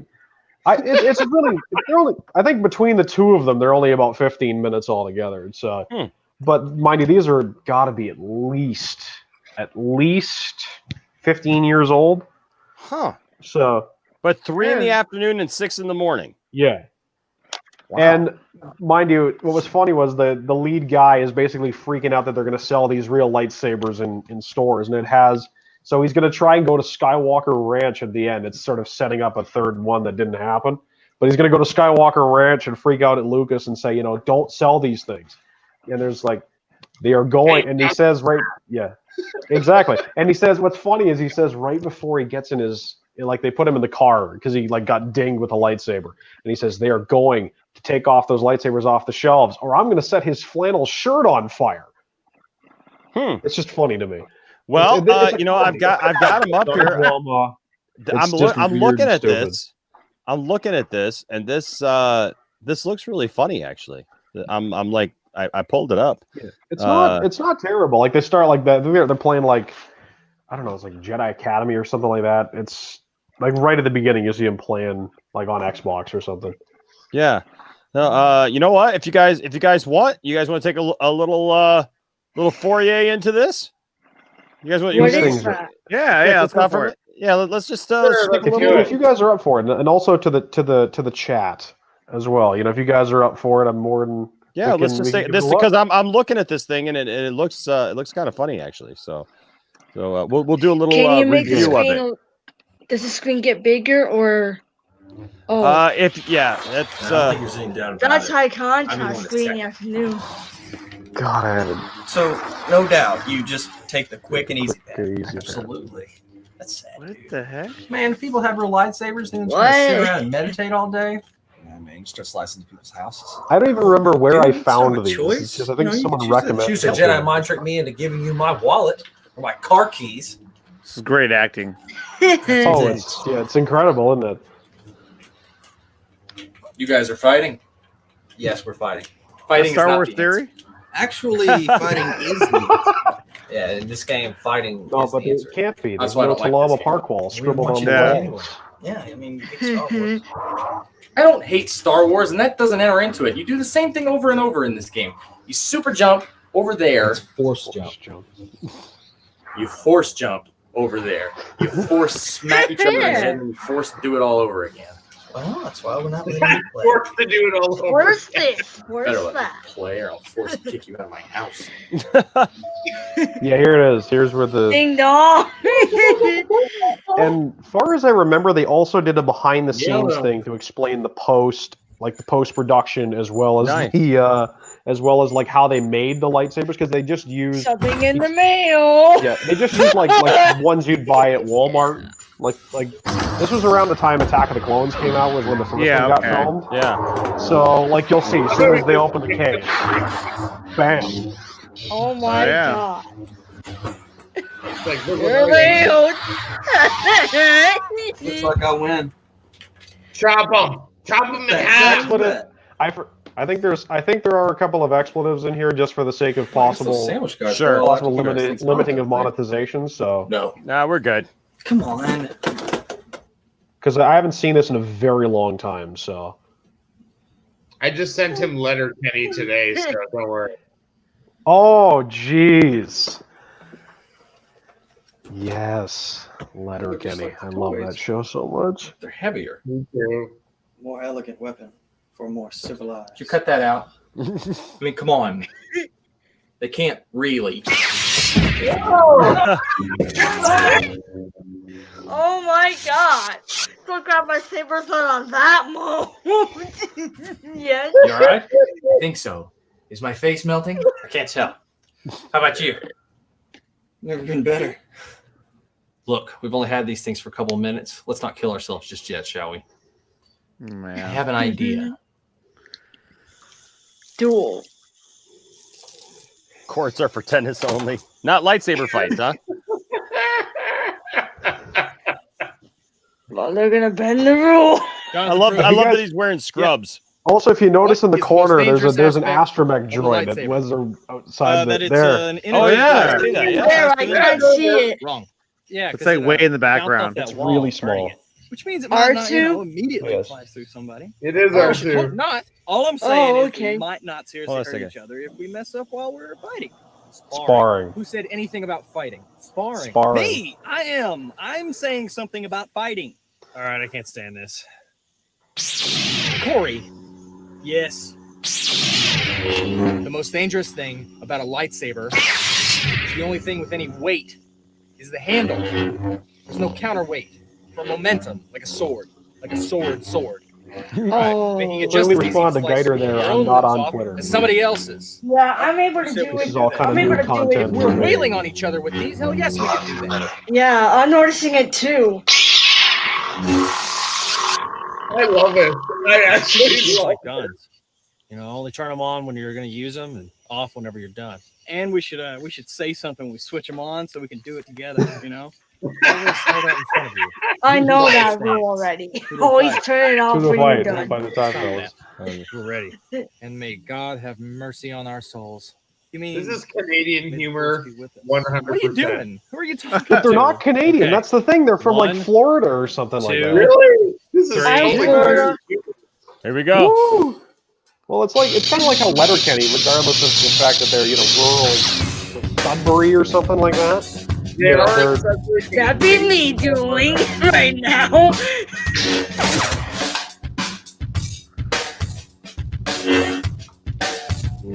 They're doing like they're legally blind. Okay, yeah, this would be amazing. Sorry, but it just would. God, I'm not your dad, but I want to tell you anyway. Oh boy. Nice. Should I tennis scored everybody? Oh. Am I a stranger? Shark time. No. Hey, I no am your kicking. father. I didn't know we had started kicking. We've started kicking. He's pouring in his soca. Yeah, this is like 10 minutes. If you guys don't want to 2 keep minutes watching, don't worry about it. Excuse me. Come on, Travis, why don't you give it a shot? What does this This lead is to? fascinating. Yeah, what Exactly. That's the point. The first one leads to literally nothing. It's kind of like Ryan versus Dorkman in the sense. Oh wait, hold yeah, on. Now, the wait, girls- hold on a second. The girls There's show up. chicks! There's chicks in there! Right here. What does Keep their this in armor your- look like? It's Oh, got that's boob not armor. a good idea. Don't open the bubble when it's hot. They're changing colors. You know what this is? This is like a bunch of guys who are sitting around going like, "Hey, we just figured out how to make lightsaber effects. Yes. That's Let's exactly what happened. let's do every possible thing that we can with that technology right Oh my now." God. This is That is fascinating. exactly what happened. Oh boy.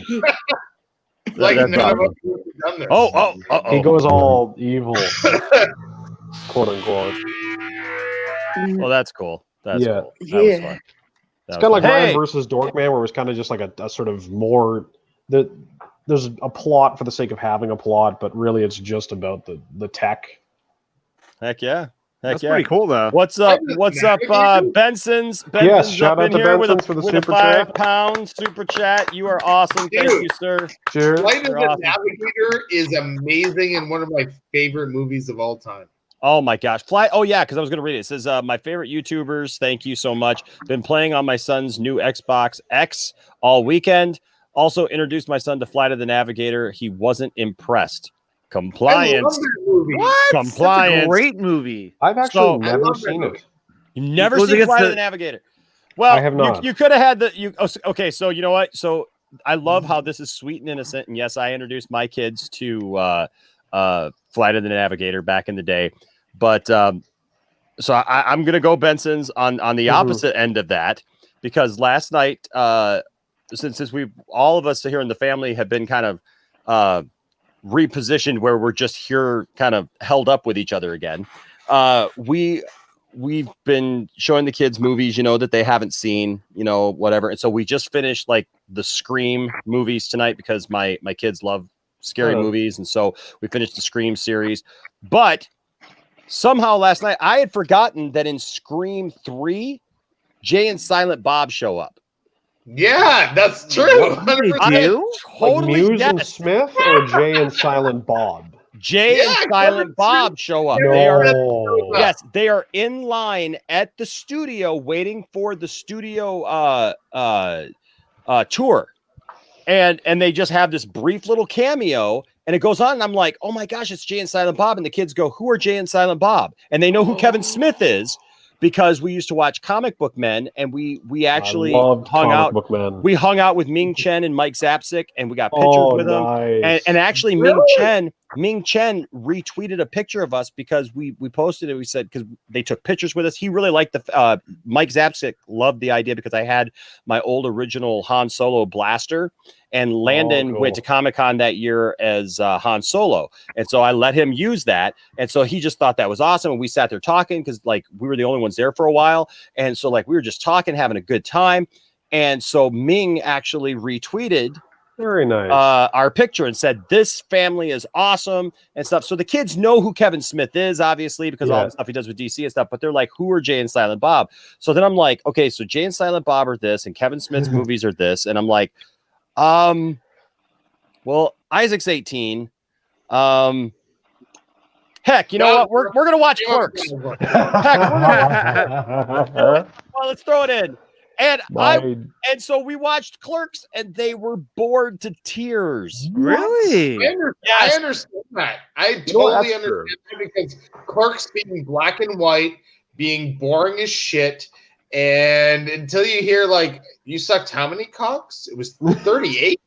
What? There went the monetization right there. Oh, sorry. That was my problem. Hold on just a second, Melissa. Hold on just a second. So, so they just, they found it boring, and Landon kept asking. Well, but see, that's the thing is like they love old movies. Because like we watch all these old. So now we gotta still introduce them to War Games, and then Tiffany brought this up. Revenge of the Nerds. Yeah, you know, we just watched Weird Science. We just watched Weird Science with them. God, please, no Weird Science. I love Weird Science, but now I'm getting like PTSD flashbacks of that thing you have of Zero and Doomcock and Kathy Kennedy. Yep. But yeah, Tiffany knows how many. It was 37. You're 37th. But it was just weird. But it was funny because this was a movie that they just did not enjoy, and like even with all the jokes and everything, they just really niche. As much as I love it, and we love it. It is a very niche thing. I did love at the end of the last stream. On the end of the last stream, when Jarbo had made the joke about, or someone had made the joke about the second Death Star blowing up. Yeah, and like start doing like the Clerks monologue. Yes. I think I put something in the chat about the contractors. But I'll tell you what, they just they looked at it and they didn't even think that the weird stuff was funny. And Tiffany just looked at me and said, I think it was just too 90s for them. That's how possible. about Spies Like Us? Have you introduced them to Spies Like Us yet? No, we have not watched Spies Like Us yet. That's a good movie. I found out about that from Jarbo. He talked about that during the stream. If you might remember there. Spies Like Us is amazing. I love that movie. But it's great. Aykroyd and I like Landis movies anyway, so I'm definitely down to check it out. So Isaac liked it. Apparently. So there you go. Melissa, did you had a comment there? Speaking of lightsaber being careful, I don't know what happened, but I was sabering and my finger, even though on training mode. You smashed your finger? She sabered her own finger. You got to be careful. That's not good. You got to be careful. Got to be careful. Yeah. It's on training mode, and I was like, "Caribus, this is on training mode." You know, like whatever. I just didn't want to say what's up. You know, it's been a long day for me. I just came to hang out. Absolutely, we're glad you're here, Nicotina. We're absolutely glad you're here. I'm glad you're here. Oh no. Nick, how'd everything go last night with your stream? Was it good? I didn't do one last night. I ended up not doing it. I was too tired. I was like, because I knew that I was going to do 2 today. So I did my show with ACS Universe, and we had on Liz Wonder and AD Rodriguez, and they're both they're really big into cosplay, and it's just fantastic guests. And then afterwards, we did that watch party of Justice League. It was fun. It was fun. It was a long day though. Yes. Speaking of cosplay, yeah. No, go ahead, Melissa. If you were going to say something there, sorry. Sorry, I can't see your facial expressions to negate when to speak and when not to speak. I have to hear a description, like what Enosh did there. Sure. Also, Enosh, about my saber finger wound. Mm-hmm. Really, I didn't need a bandage right away. Whereas, And it was like, zzz, and I looked and thought I was, going to run for a bandage, and I get a big light. Oh, I'm not. Okay. Like, don't need a bandage. Yeah, you got to be careful, Melissa, when you're swinging the lights. He cauterized it. I love it. Cauterized it. I love it. Right away. I love it. Hey, Melissa, I always love when you come in and you share stories with us, and you tell us about your lightsaber, and you tell us about other stuff. And I know you're going to have other stuff to share with us in the coming weeks and stuff with stuff that you and Cylon Scotty are working with. So I'm glad that you came on the stream tonight. Thank you. Yeah. Thank you for being here. Because Cylon is working on me with one project currently. He's focusing on this project. It's a magnifier to help me read comics. Oh, that's cool. And the best part, the new magnifier update, it's gonna have OCR, which is where I take a photo and it reads out to me through audio. And and Braille for labeling. Oh, nice. Cool. Man, that is awesome. I didn't know that tech was possible. Like, that's really cool. Yeah, it'll really. Again, really Tiffany. Again, Tiffany, just hearing TW say, I didn't know that was possible. Like, the way that he said that is like freaking me out, Dad. It's your dad. Dad, just tell us. It's you. We know it's you. Come on. Come on. I can go to one of the other sorts of That's why he doesn't show your picture. The only reason I know that it's not him is because my dad does not have that much Star Wars knowledge. He does drive a motorcycle. He lives up in the Pacific Northwest. He lives up by Jarbo and all this stuff in the Pacific Northwest. And he rides a motorcycle that he has a Wookiee and a Baby Yoda on the back of his motorcycle. And so that's cool. That's cool. It is cool. It is cool. But I know that he doesn't have that much Star Wars knowledge to tell me about like old Star Wars videos that people make of lightsabers and stuff. I don't even remember where I saw them. No, but I could try doing another impression if you'd like. If you want me to go off the. Tiffany's funny. I need to know where you are in Canada, though. Where are you? I'm in suburban Ontario, so I'm one of the. What's that? Where? Sort of southwestern Ontario. Like, I'm not far from Windsor. Okay. I grew up in Sault Ste. Marie, but my mom and my sister live in London. So. Okay. So yeah, they're not super. So Tiffany super far. and I met just outside of London in Ingersoll. Oh wow, very nice. I know that place too. I hear the Sioux. I think of the Greyhounds, and I think Uvis. Yeah. Well, obviously Gretz, but you know. But like, I just think of. Hey, Melissa. I'm gonna let you go, but thank you for coming in tonight. Yes, thank you, Melissa. Yeah, I'm gonna let this heal. Even though the saber cauterized it. Sure. Yeah, right. And also I'm gonna get some sleep because my medicine is starting to activate. I take allergy medicine. Okay. My allergy medicine is starting to activate. I'm gonna, get some much needed Z's. All right. All righty. Well, we love you, Melissa. We love you, Melissa. You stay Good nerdy. seeing you, Melissa. Everybody, if you haven't already, Melissa has a channel called Melissa's World. Go to that, sub to that. She shares all kinds of really cool stuff about what it means to be a nerd who is legally blind, and just the way that she overcomes things and the way that she meets challenges and does stuff. And we're very proud of Melissa. And we're glad to have her here as a part of the Poindexter Lounge and part of our nerd family. So yes, we love you, Melissa. Thank you so much. Take care. I'm gonna. All right. Bye, Melissa. Gonna get some sleep. All right. We'll talk to you later, Melissa. All right. Bye-bye. Seeing the heal thing, like her talking about healing, reminded me of one of the weirdest. Like, do you hear about the whole plot hole thing? Plot hole thing with force healing. You hear about that? Plot hole thing. Now, I don't know about plot holes. No, what? I guess in one of the recent reference books, you guys have seen. Spoiler alert for Mandalorian Chapter 7 if you haven't seen it. But you guys have you seen that? Yeah. Oh yeah. Apparently, in one of the recent reference. What's that? Tony's like, no. No. Okay. I'm the only one. I could have just been like, Yeah. Well, you know what? Well, that's like what I'm saying. Like, but you guys have seen Mando in general, right? Like, have you, Tony? Yeah. Okay, Oh, well then. Tony. Okay, I'm sorry. I know. Well, Right? You have failed me. He Oh, failed. no. I have a watch party for the freaking show every Thursday at midnight. Yes. Yeah, I'm giving you free access to Disney Plus. And especially considering you're in the if it's at midnight, that's like but you're a West Coaster. It's like we're watching it together. Yes. I'm But you're kidding. a West Coaster, Tony. I do it if I was on the couch. At least I can keep up with Enosh. If you're doing the midnight one, do the midnight one, you know. But anyways, about the force healing thing, I guess in one of the recent reference books, it came out that force healing, I do believe this was some kind of error, is a dyad power. Which, of course, if you've seen Chapter 7 of The Mandalorian or whatever, not Chapter 7, I think it's Chapter 6 maybe, you know why that's a problem.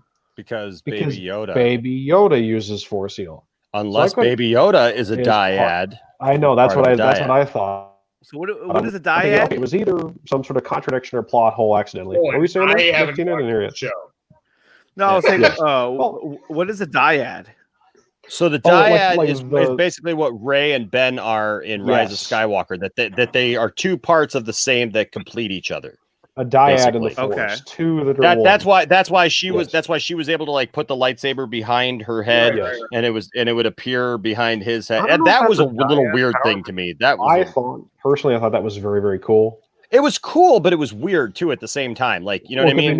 You've never seen it before. At Yeah. least not in live action. Because Exactly. there is precedent for it in Legends. Yes. Like I there guess is. I think it was in Vision of the Future, like one of the Hand of Thrawn books. Yep. And apparently, I didn't know this, they go even further in Legends because you can pass objects in canon. You can pass people through the Force. Apparently, What?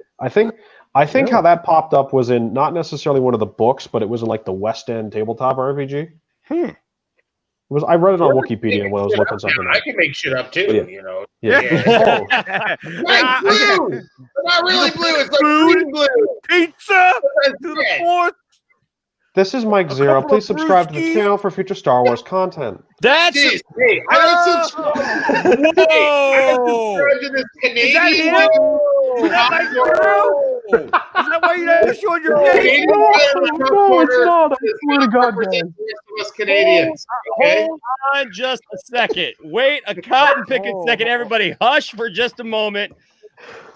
Okay, now this you are I'm freaking scared, me you the guys. heck out. I I'm swear to sorry. God, you are I don't freaking do me this the on heck out. purpose. I don't do this on purpose, guys. It's just how the voice sounds. I swear to God, you were freaking me out, dude, because not only do you sound like my dad, but then you just went into a totally perfect Mike Zero.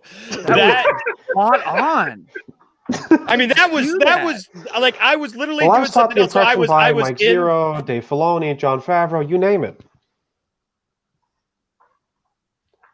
You guys Are know you what Mike it is. Zero?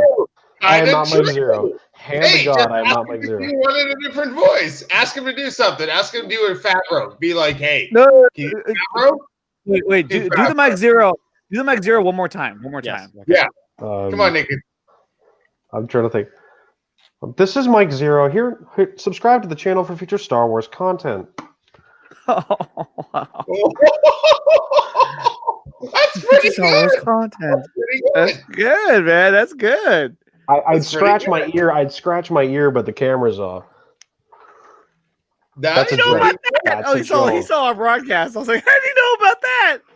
Yes, he I knows saw because he's it. Mike Zero. That's why he knows because he's Mike Zero. Oh, He's been God. watching our stuff, and now he's here, and he's already told us that the name's a misnomer, and we can't see him. He's it's Canadian. awful. It's This is awful. what we're seeing. Oh my God! I know. It's just books. It's not good. I know. Are you the singing bush? I don't even know what that is. I love it. I hope you're Mike Zero. Oh my God! Dude, yeah, you just gotta be like, I wish I was. I wish I was, because if you go to my fanfiction.net account, I have nothing there. But the thing is, here's the thing. That was someone made a very good point. Do it again. God, it's like that Simpsons episode. This is awful. oh my God! Look at Nicotina. Nicotina's on. You're not even trying. You're nailing it. I think no, I that's the think I problem. have to retire Mark Uno completely because you totally like put me to shame. All we What do need you- is to get W on all the time. Okay, wait, hey, we need someone to You know what I need to Muggsy. do is I need to send you like all my scripts now for Mark Uno, and then I just need to lip sync over them. But, Like, but wait. But we don't know though. Like, what if he really is Mike Zero? I mean, this is his way of saying, you know, he wants to talk to you finally, but he doesn't want to admit who he really is. No, here's Troll the it. thing. Just troll Here's it. the thing. It's Mike Zirkin. And I'm that's Mike the Zero. that's the worst part is the fact that when I started watching his videos, I realized that he actually does like here's the thing and a lot of the pause words and stall words that I do in my own conversations. And so it freaks me out. I'm like, am I actually him? Like, Welcome to the world of tomorrow. We are just 19 days away from the release of The Rise of Skywalker, written and directed by J.J. Abrams, Chris Terrio, Lucasfilm, Disney, Bob Chapek, Bob Iger, and Has Zero ever Kathleen talked Kennedy. about Argo? Has Zero ever talked about Argo at all, the film? Not that I know of. Okay, no, because I know that seems strange, Tony. I know, like, allow me to explain. Chris Terrio, who co-wrote Argo, also co-wrote The Rise of Skywalker. Yes. So that's, which is kind of strange when you watch that movie, and I'm thinking, you made Argo, and yet you made The Rise of Skywalker. I like The Rise of Skywalker. It's just the fact that it's, I saw like Cantina Talk or someone had put up a thing of saying, it's a great movie in the sense that you can pause it and there's always great moments. But definitely when you're trying to come up with like a narrative through line, it is kind of tough to like sort of square almost everything away. You know what I mean? Am I describing myself poorly? I like that sentiment, actually. Yeah. Yeah. By the way, like if you guys, that's what Instagram page I was like looking at is the Cantina Talk. Have you heard of them? No, I haven't. It's basically just sort of kind of collating a bunch of great positivity within the Star Wars community to kind of call out toxicity on both sides of sort of arguments. And every post is like 10 slides long because it's like tweet posts and stuff like that. And one of them, the 8th slide, because they make a joke, is sort of calling out. I'm not going to describe it, but like, oh god, Just keep talking. do this? Just keep talking. No. Just keep talking. No, but what happened was, so like Just the 8th keep talking, slide and don't all worry the about what's posts. behind you. The 8th slide and all the posts are like, what's it called? Are calling out the NSFW Star Wars content. Like, why are you making this? Joker, my life will never be the same again. I do one impression for 5 minutes on this show, and now everyone thinks I'm Mike Zero. I'm not Mike Zero. Oh, wow, that's way too close. Oh, my God. And that's what scares me now. I'm going to be walking around in my life and just wondering, like, Thinking to sitting in myself, front of the am I mirror. Mike- What's am that? I Mike Zero? Would you be walking around thinking, I'm Mike Zero? Or am I Mike Zero? Am I Mike Zero? You're like, or is Mike Zero me? No, someone made a very good point. I forget who it was, but kind of talked about how basically Mike Zero, if he really is not reporting on rumors, let's assume for a moment he is. If he doing that? It's Enosh. Yeah, it's me, dude. It's me. I control all you see, sir. Is the fact that what was it? He basically gets paid to write fan fiction. Yes. Between Patreon and ad revenue, it's basically paid fan fiction. Oh my God, you're so right, Goober. I totally have to write out a script now. Oh God, we are not doing this. I have to write out a script now and we'll just replace his avatar with Mike Zero and be like, Mike, good to talk to you, buddy. So when did you first decide to start making absolute garbage Star Wars content? I'm not trusting anybody I can't see. Screw this guy, man. I know he's Canadian. I'm sorry, Tony. I'm sorry, Tony. Just give us a glimpse, man. Just give us a glimpse. Oh, man. I can't. I cannot. Not for He's my like, own soul. I'm not wearing pants and the camera's facing too low. Oh Yeah. my gosh.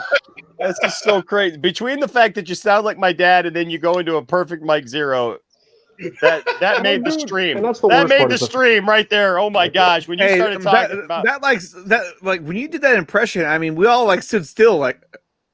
I know it, We all got real terrified me. quiet. It terrified me. I thought the stream had frozen. Because that was us. We had frozen. I've freaked out In everybody. real life. Good God, I'm gonna wind up like on It came out of every... nowhere. It just now, like now all what of a you sudden need to popped say. out. Now what you need to say is Disney, Lucasfilm, Kathleen Kennedy, Yeah. etc. Snyder cut. Remember? I got. Oh, I'm trying to think of. I know.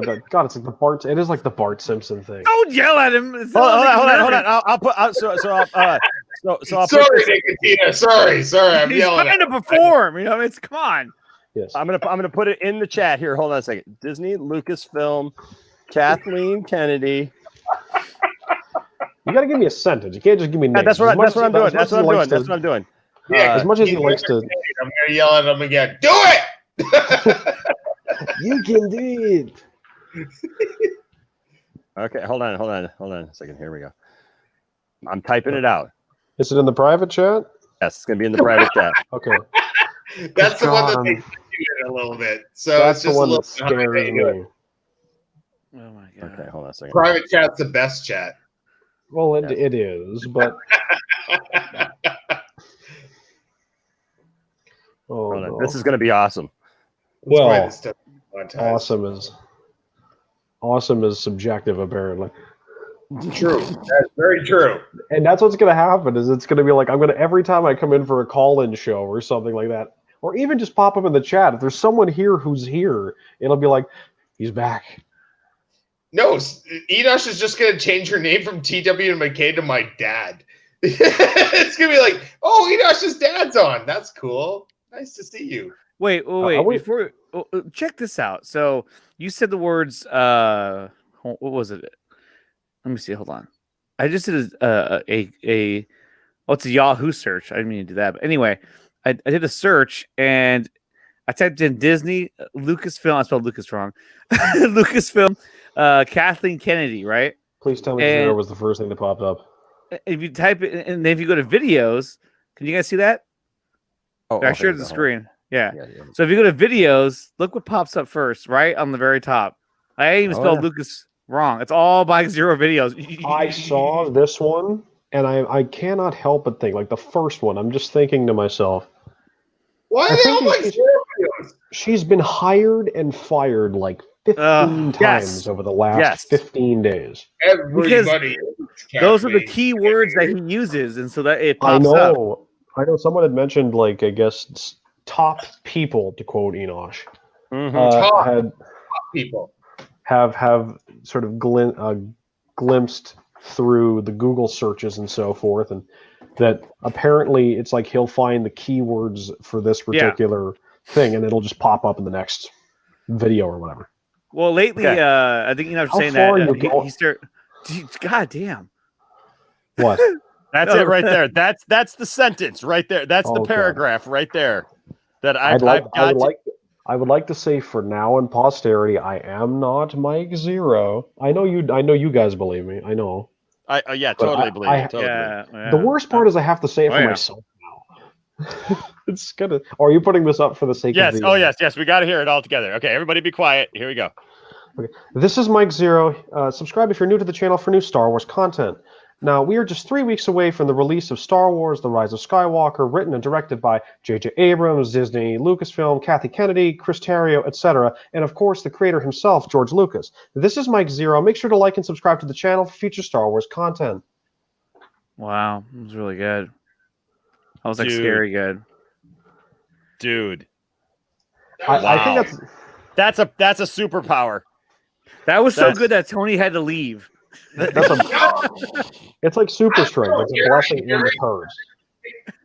I can see him in his kitchen and the reflection. Nicotina, oh my God, under his breath in the mic. Oh my God. I think Mike would approach TW first because he wouldn't miss the opportunity to flood us with 24/7 garbage non-stop. That's what Joker said. Wow. Trust me, I'm not that creative. I write, but I'm not that creative. Wow, that I'll tell you what, man, that is absolutely amazing. Rasha goes, "Yep, that's him." I feel like I almost feel like we're being trolled right now by him, but I guess not. Kevin It's says, terrible. "I'm not Mike Zero either." By the way, totally Mike Zero.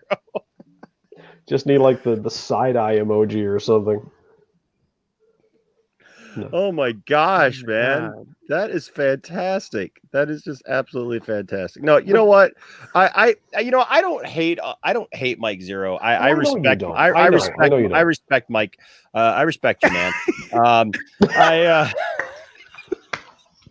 He's all, hey, thanks, man. I mean, I don't really care. No, you know what? I don't hate Mike Zero. Like Doomcock gets on my last nerve, and like I really feel like he's a grifter. He's like somebody, and I think Mike Zero. I think Mike Zero is. He's a grifter, dude. That dude is that word. That dude is absolutely grifting people left and right. I'm not sure what's worse when it comes to Doomcock or Mike Zero. Is you got Doomcock, even if let's steel man him for a second and assume for a moment he does have, you know, agents and sources and so forth within whatever company you can name, right? I know, I'm just saying, we're steel manning him here for the purpose of the argument. Mm-hmm. At least he's willing to to quote unquote present sources, you know what I mean? Unlike Mike Zero, where it's like, the one video, I don't know where we watched it. I think I wound up watching it on my own, but you might have been on 2 Cents as well. Was the video of the Brie Larson interview that he pulled from nowhere. I Googled that's a shirt. I Googled like the actual transcripts of the words that were allegedly in the quote verbatim. I got nothing back. No Zero videos, no interviews, no connection to trade publications, absolutely nothing. It blew my mind. If that doesn't say it, I don't know what else will. Yeah. No, you're absolutely right. You're absolutely right. And that's the thing. It's just absolutely just pulling stuff out of thin air. And I really feel with Mike, like I feel like he started off, because if you go back on his channel and you find like his really early stuff, he was just a guy. He was just a guy who was like trying to make some movie news, he was like us, actually, like a lot like us. He was just some guy who would like be like, hey, have you heard about this? And he would, just talk about it. Now he's a little awkward and, Mike Zero-ish. Yeah, but I mean, that's like, look, I've been doing this a long time in one media or another, but I look back on my own YouTube videos when I was trying to get to know the platform or just whatever the lounge is. Stuff. Yeah, what this is. And I got some really awkward stuff where I'm like, holy crap, what the heck was I doing trying to be professional, or whatever. So you're always learning and you're always growing, and that's fine. But like, it was seriously The Force Awakens that did something, and it changed something for Mike, and he tapped into it and he realized, I've got something here. I love that movie for the sake of the chat. I know now it's starting to seem like I'm really I feel compelled to ask Mike, do you have a human girlfriend? Well, here's the thing. I can answer because I'm not Mike Zero. No. Human girlfriend. You did. Not just a girlfriend, but a human one. Well, someone had made a joke in the chat about like in that one video about like Mike having an AI girlfriend. I can say I have neither AI nor human. So if I'm not, I know that's exactly why I was waiting to get to that comment. Yeah. But honestly, like, and that was weird to use that as a defense of any sort of having friends. I almost want to read what was sent to you. Oh, like that was it verbatim. It was how dare you go off on Mike Zero? He has a girlfriend. Goodness gracious. It's not even an argument. In fact, I want to say that it wasn't even a private. It was not a private message. It was on one of my early Mark videos. I want to say. Oh, okay. And it's in the comments, and I was like, Nicotina, I hear you have a girlfriend. I have a wife, actually. Oh well, congratulations, regardless. We can't make fun of Nicotina anymore. He's married up. He's got a girlfriend. He's got a wife. We can't. That was the weirdest thing because it just hit me so weird that this guy is like, like there was a couple of comments back and forth because I think I commented back to him like, are you sure? Because he puts out 12 videos a day. How would he have time for a girlfriend? But like he said something about like they were friends, they went to school or something like that, and together, and I've had people come at me and say weird stuff like that he's like the hardest worker you'll ever see. And I've just said back to him, like, I'm not questioning his work ethic. Like the guy's putting out 12 videos a day. I can't do that. It's just impossible. Like it seems like an impossible feat. You would literally have to get up in the morning, be structured where you know that you're going to make X amount of videos today. Half of them are going to say the same thing, but but you're gonna make all these separate videos, and some you're gonna be in physically and be able to be presented, and some you're gonna like put pictures of Star Wars stuff in there, and then the artwork that he does too. His artwork is absolutely freaking amazing for his thumbnail. For his thumbnail. I definitely saw the Super Shadow connection because I found Hello Greedo's video on Super Shadow. Like he basically gives a real quick "too lazy didn't watch" or didn't live through it for the history of Super Shadow. And there were like treatments of quote unquote treatments of prequel scripts. I read the thing. I know, and they're not terrible. Like I wouldn't mind reading them just to kind of have some fun. But do you guys, Tony? Do you guys know who Super Shadow is? No. So okay. Go ahead, Enoch. You lived through this. I discovered this about in the early days of the internet. A young Enoch whose girlfriend had AOL, and whose parents allowed Enoch to have one of their grow a beard. Yeah, I couldn't grow a beard back then. I had a little bit of facial hair. But no, so young Enoch would go on to AOL, and I would type up Star Wars, and I would look for Star Wars stuff. And I found this guy named Super Shadow. Super Shadow claimed to be friends with George Lucas. He claimed that George Lucas had given him personal information about what the next movies were going to be. And now, mind you, this is before the prequels came out. So this is like 97, 98, right? And so this was like a whole thing for the prequels, a whole thing for the sequels. And like the guy had it up to like episode 15. That I did not know.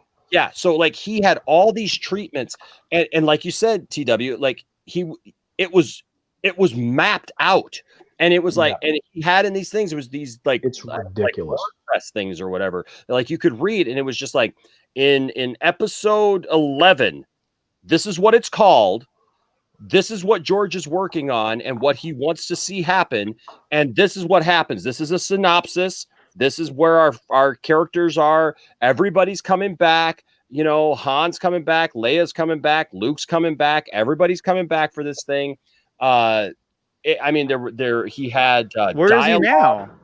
He disappeared. He got taken down, is what happened. Wow. Because he kept putting this stuff out there, and he started telling people that he could get them into the movie.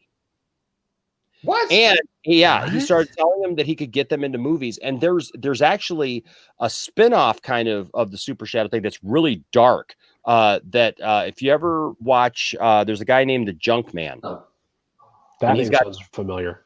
He's got a channel that he talks a lot about Star Wars toys and stuff like that. But he talks about it wasn't Super Shadow, but it was something very similar where a guy basically pulled a Super Shadow on this friend of his. And it ended up being, you know, like one of those murder suicides. Yeah. Well, no, it wasn't that, but it wasn't. I was trying to suicide.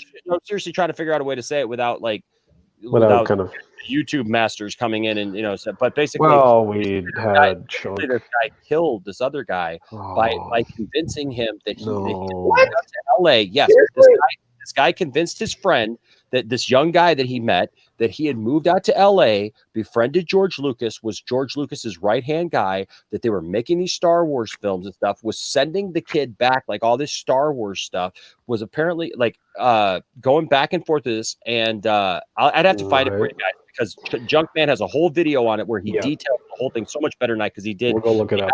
research. But the thing is that he ended up coercing this guy and basically telling this guy that George loved this young kid's ideas for the movies because he encouraged him to send his own ideas, and that George was going to use this kid's ideas and stuff and wanted to fly him out to LA and or San Francisco or whatever, and where Skywalker Ranch is and stuff, and ended up taking advantage. And yeah, the guy did not, unfortunately the younger guy was not is no longer with us. That's sad. And but Super Shadow, that's not Super Shadow, but Super Shadow got taken down hard. And so a lot of people actually who were around back then and read all this stuff, and it's like, dude, 18, 19-year-old Enosh is like sitting there reading this stuff on the screen going, this is my God, there's more Star Wars coming. There's actually like more stuff coming. This is awesome, because back then we didn't think that there was. And but Super Shadow was a huge deal, but he got debunked, but a lot of people refer to Mike. But here's a couple of crazy things related to, it's in that video. I'll give you a real quick, like Too Lazy Didn't Watch, was that one of the videos or one of the pictures that he used to self-identify, like to show the picture like who he was a picture of a young Ray Park, as if he thought people would not notice. He had a PayPal account, so that's why I felt like this really felt cyclical to me, was the fact that you have someone who is genuinely monetizing this. You have people monetizing this through Patreon and ad revenue and stuff like that. Now, it amazes me that it still happens. I could understand back then, because this is like 95, 96, pre-prequels, right? So this is way back. But it just amazes me that this happened, and especially the whole Junkman thing you were talking about. Jeez, that got real heavy there, didn't it? Really? Wow, this is nuts. Yeah, like I said, as far as the Super Shadow thing, thought about. Yeah, but yeah, there's like videos about this. There's books about what happened to Super Shadow. Are we breaking shit here? Are we like breaking shit? Like, hey, no. Wait, hold on, McKay. Yeah, are you Super Shadow? No, I'm not that old. I'm not that old. That's a good question. I'm not that old. If you were? I'm not that old. Oh, okay. I'm nowhere near that old. It's kind of one of the how things. Would I know? I just love the fact that when you asked him that, we can't see your picture, McKay. And then I do the laugh. Maybe it's shifty like this. I love the fact. I love the fact. Is that like a picture of backsplash? It's just like a royalty-free. No, it's books. It's like a royalty-free image I picked up a while back. Hey, Nicotina, I love the fact that when you asked him if he was Super Shadow, that all he did was like go, ha ha ha. I know. I was like, you've got me. Yes. No, I was. But that was what amazed me, was all of the sheer amount of content that was put out about this stuff. Yeah. But the other thing was I think there was an issue. I think it's mentioned again in that Hello Garita video of an issue of Star Wars Insider magazine or something, where Hidalgo had to comment on it and basically said, "This guy is talking out of his hindquarters. Yep. Do not believe everything you read on the internet, and do not pay him money." True. When you've got Pablo Hidalgo commenting on this thing that it went all the way to the top like that, blows my mind. Anybody who has the last name Hidalgo, I don't believe them anyway. Yeah. Well, Pablo Hidalgo, from the Lucasfilm Story Group, like you guys, you probably know him, Nicotina. Yeah, I know who he is. Yeah. I don't like the movie Hidalgo. I didn't like very much. But that was a Viggo Mortensen or something. Yeah, Viggo Mortensen, exactly. Viggo was not hitting on all cylinders. Well, didn't he just come off the franchise? Just come off Lord of the Rings at that point? Right off of Lord of the Rings, he did Hidalgo, and it was a stupid movie. And look on the bright side, at least he did. Look on the bright side, at least he did Eastern Promises and History of Violence after that, so he kind of redeemed himself. So yeah, History of Violence was horrible, though. Well, depending on who you talk to, right? But anyways, the point is, the one. Agree to disagree. Yes, because mind you, I have not seen a History of Violence in a very long time, so it's worth a rewatch just to say, so I can actually kind of give you guys my opinion on it. But yeah, as far as not Viggo Mortensen, you've seen Eastern Promises, right? Have you guys seen it? Yep, I have. Did you ever watch? You ever watched Orphan Black? I have not. No. I have not. No. Anyways, what about you, Nicotina? Have you watched it? No, I didn't. My wife did. Anyways, though. okay. And Well, my Doberman pinscher and my 5 bodyguards that are inside the house. They've seen the entire thing. though. Yes. With Orphan Black, the lead, I guess the lead actress Tatiana Maslany was like an uncredited, like the narration at the beginning of the movie. Mm-hmm. That's apparently her. I had no idea until recently. Hmm. Yeah. Well, we're all impressed. Look at you. The more he talks, The more he talks, the deeper the hole. It's so true. It's so true. Kevin, Here's he's the not thing. John Campea, okay? I have not watched enough of Campea to be able to form a proper Campea impression. So I really couldn't say. Like, it's been a long time since I watched Campea material. So this is interesting. So this is interesting, guys, from a DC angle. So somebody just sent me this via Twitter. Via Twitter, and I am laughing my butt off. No, it's not. It's not about Mike Zero. Actually, is it about T.W. McKay? No, it's not about you. It's not. Okay, it's the reality of He's like, who you really are. Yes, we're gonna dox him. No, I shouldn't even say that. That's, no, don't I'm gonna get taken down for that. No. I mean, well, first off, make no mistake. I'm in the chat. I can personally vouch that Enosh was being funny, and plus, we can also talk about the fact that another gentleman who was on this stream last night had talked about how he was potentially, going to be subject to information like that. Yeah. So anyway, but this is interesting. Somebody just sent this to me. Apparently, somebody's stream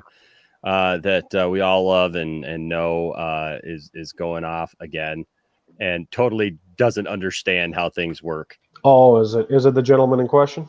This guy right here. This guy right here. All right. So this was just sent to me. Apparently, he doesn't understand how this. I was kind of trying to listen to it off when you guys were talking about some stuff that I didn't know about. So here we go. This is new, by the way. What? Has won. AT&T is out. Okay. Right after I was talking about Snyder coming in, getting his Snyderverse, it is snuffed out. It's over. What? Boom! Warner Media is reorganized. Toby Emmerich is to oversee HBO Max original films. I need to read this to you guys. This guy, look at him. I won. Look at him. With the Warner Brothers behind him. Warner Brothers has full control again. Ladies and gentlemen, rejoice. Oh shit! The piece of shit. Let me get this. When this opportunity arrived and came to me, I got this call, and Toby Emmerich called me to say, "Hey, is this the thing you'd be interested in doing?" It was shocking, frankly. I wasn't ready. But this is an edit together. What did he call you about? This is not just to Jody's say, video. Like, is this a thing that you'd be interested in? Like, Doing Batman v Superman? No, finishing. Finishing for the Snyder Cut. So you're talking Yeah, about yeah. that. So Toby's the one who called you about it. Yeah, he was the one that called me originally. Yeah, That's fantastic. Bruh, we're talking about Warner Media executives that went and got the Snyder Cut, greenlit it, went behind Warner Brothers' backs, and was calling all the shots. And overruling Warner Brothers just got demoted to working underneath Warner Brothers executives. Bruh! What is he doing? He's so confused. He's so The future is bright. Oh, don't trip. Oh, we'll get back to that. Bro, what are you talking about, man? Bro, I'm out, man. That nigga's tripping.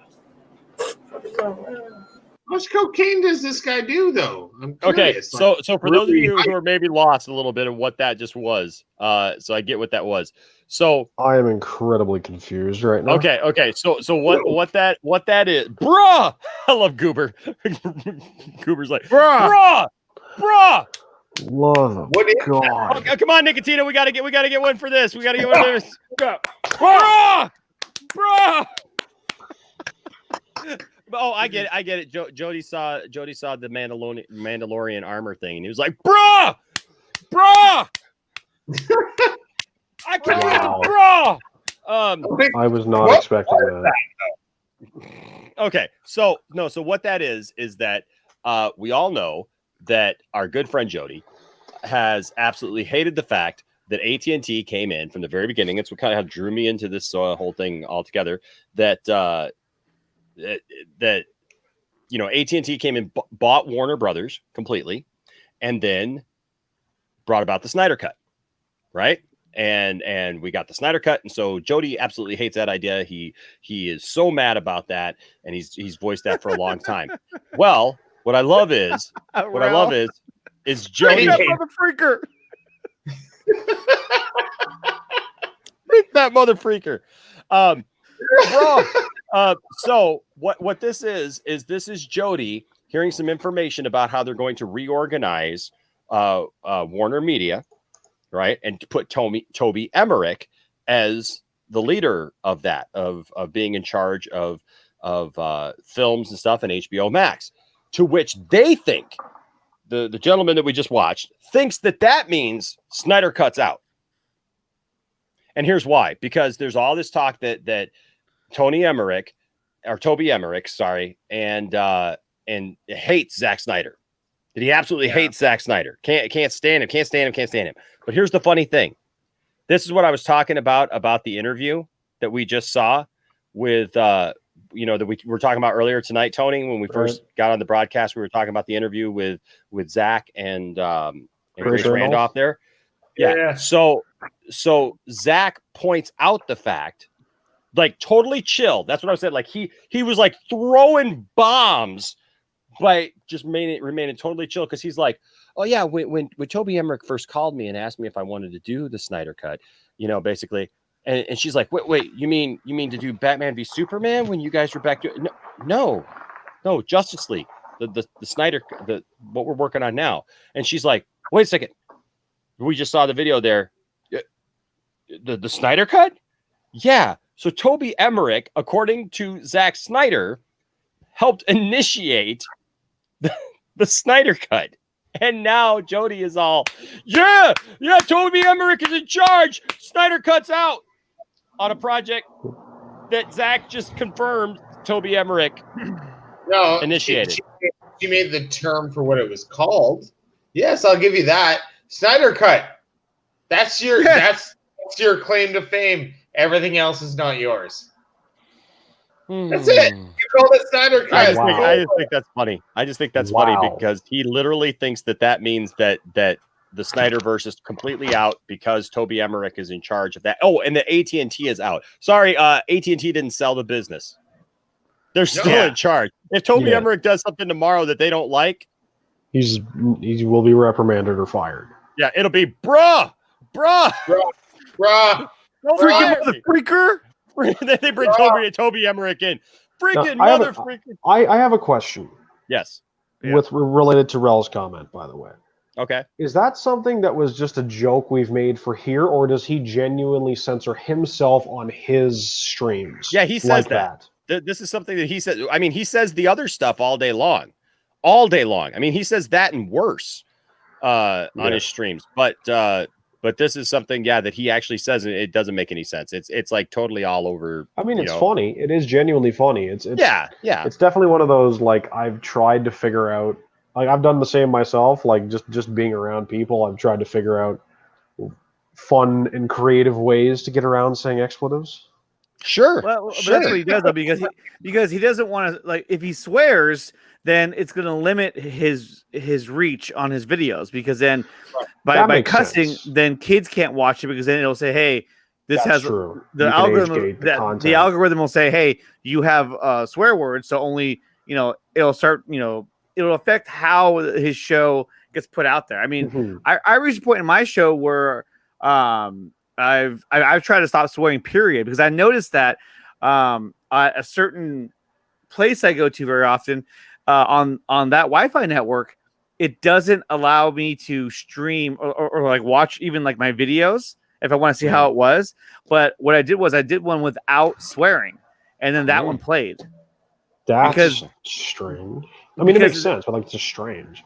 Yeah, because it's like a, it's like what do you call it? Like a age restriction or whatever. Yeah, and like some restrictions have it so people can't watch videos that have explicit language or bad. You know what I mean? Yeah, there's a like a YouTube official term for it. I'm just forgetting what it's called now. Yeah. Yeah, kids watch you. Yeah, it's bad, but they do. My kids don't watch YouTube though. I don't let them. My son got really into it for like a week, and he's only 5, and we stopped that a long time ago. Because he wanted to watch YouTube Kids, and we're like, nah. And then it's just because it's a rabbit hole. That's it. The Boomafoo. Yes. That's it. You're 5. Yeah, the only thing he watches Thank you for is bringing up whatever. Zabu. Yeah. Thanks by the way to Jerome Bennett for sending me that video. That's funny because basically the end was the end was them was an edit. With ZACK and Grace Randolph in there, that was edited in to show that it was stupid, and then obviously the guy at the end, saying this is dumb. Wow, guys. Well, this has been a whole heck of a lot of fun.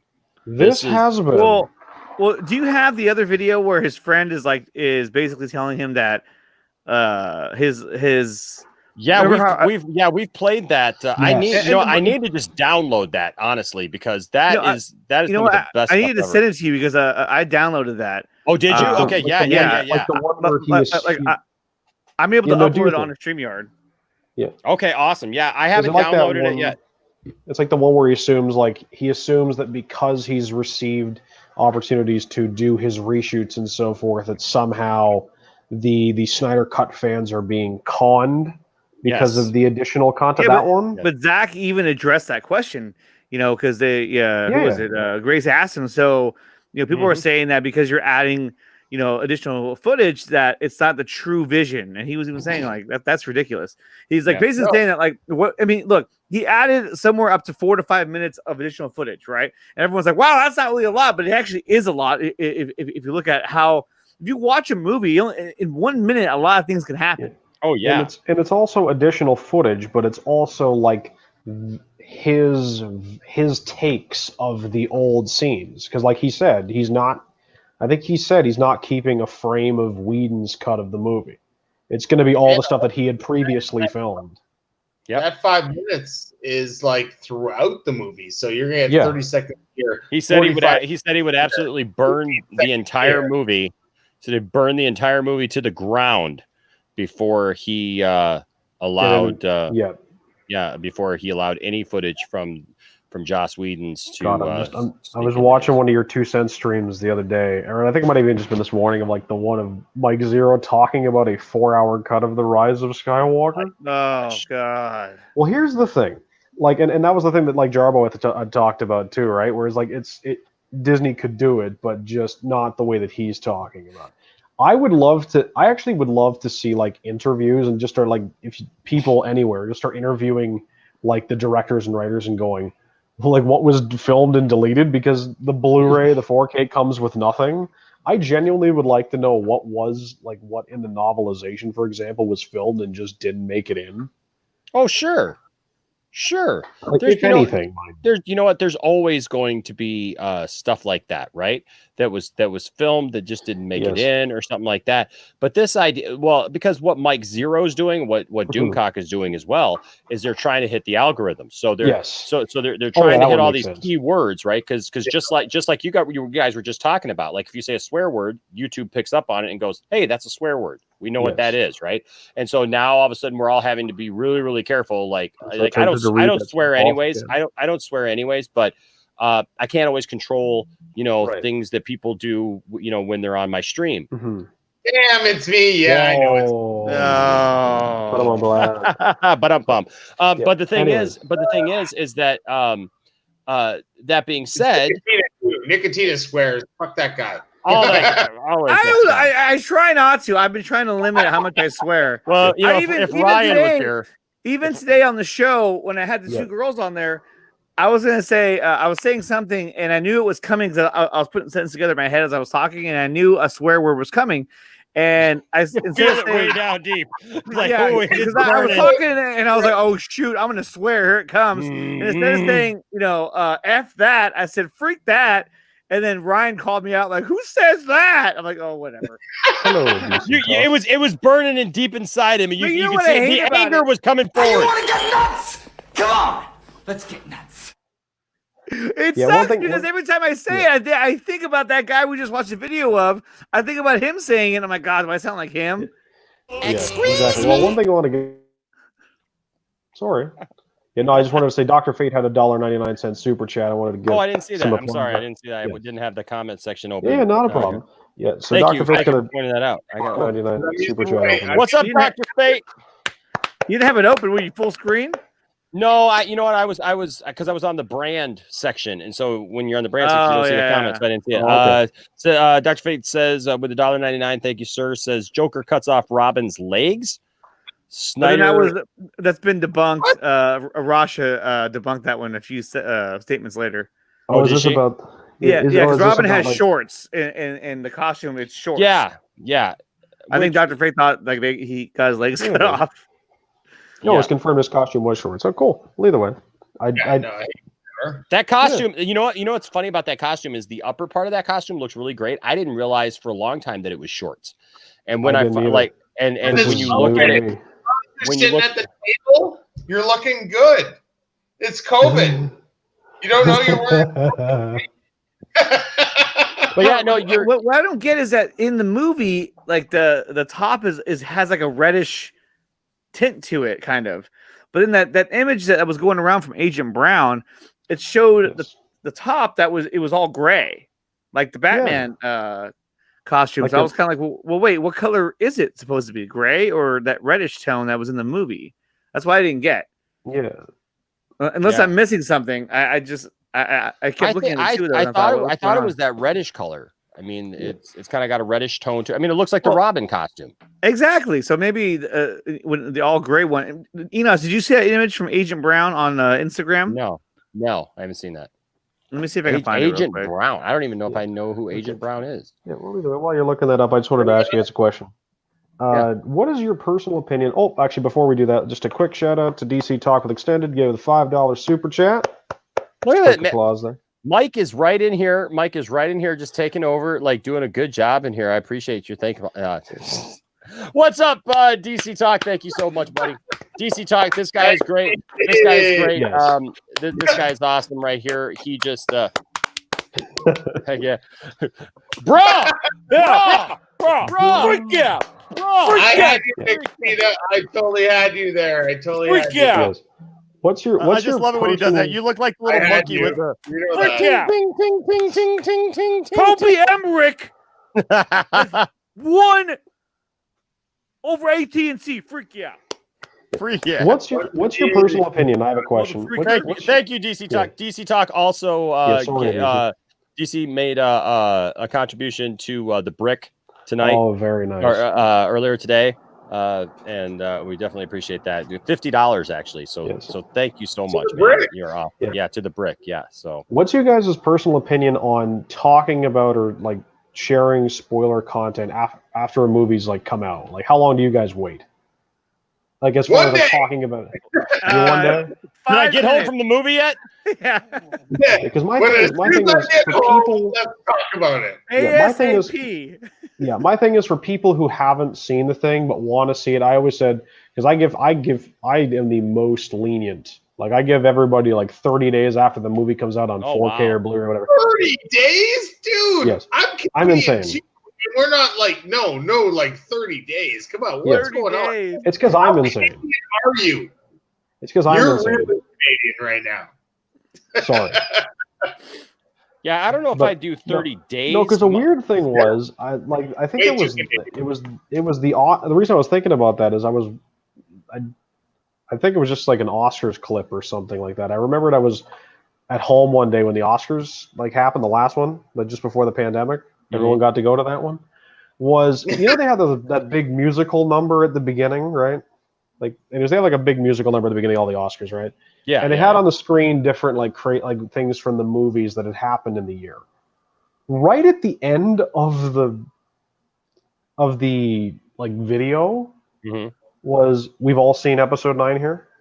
Yes. Yeah. The Raylo kiss was in this thing, and I'm like, I remember I was watching it and I literally went spoilers at the thing because it was in February and the movie hadn't left theaters yet. And like, and so I In was just February. very, In February. Yeah. 3 months after the movie came out. Yeah, it was still in theaters. I was just surprised more than anything else. Anyways. So let me answer that question, then we'll get to Dr. Fate's here. So my take on that is this. I'll usually give it when we used to do reviews of certain films, like right when we got home, we do a spoiler-free review and just kind of talk about stuff. And then you know what? We'd give it a week here on the channel. And then we'd say, hey, it's been a week. You don't have to watch our video. Right, you don't have to watch our because a lot of it we used to do was like pre-recorded, right? Like I do a lot of live streams now, but I used to do a lot of pre-recorded just uploads. And so when we do that, or if we did a live stream, we just say, look, this is spoiler territory. You've had a week to see the movie, especially if it's a big one like Star Wars or one of the DC movies or something like that, or even an MCU movie or something like that. We'd say, look, you've had a week. If you don't want to hear spoilers, come back to this video, right? Come back to this video.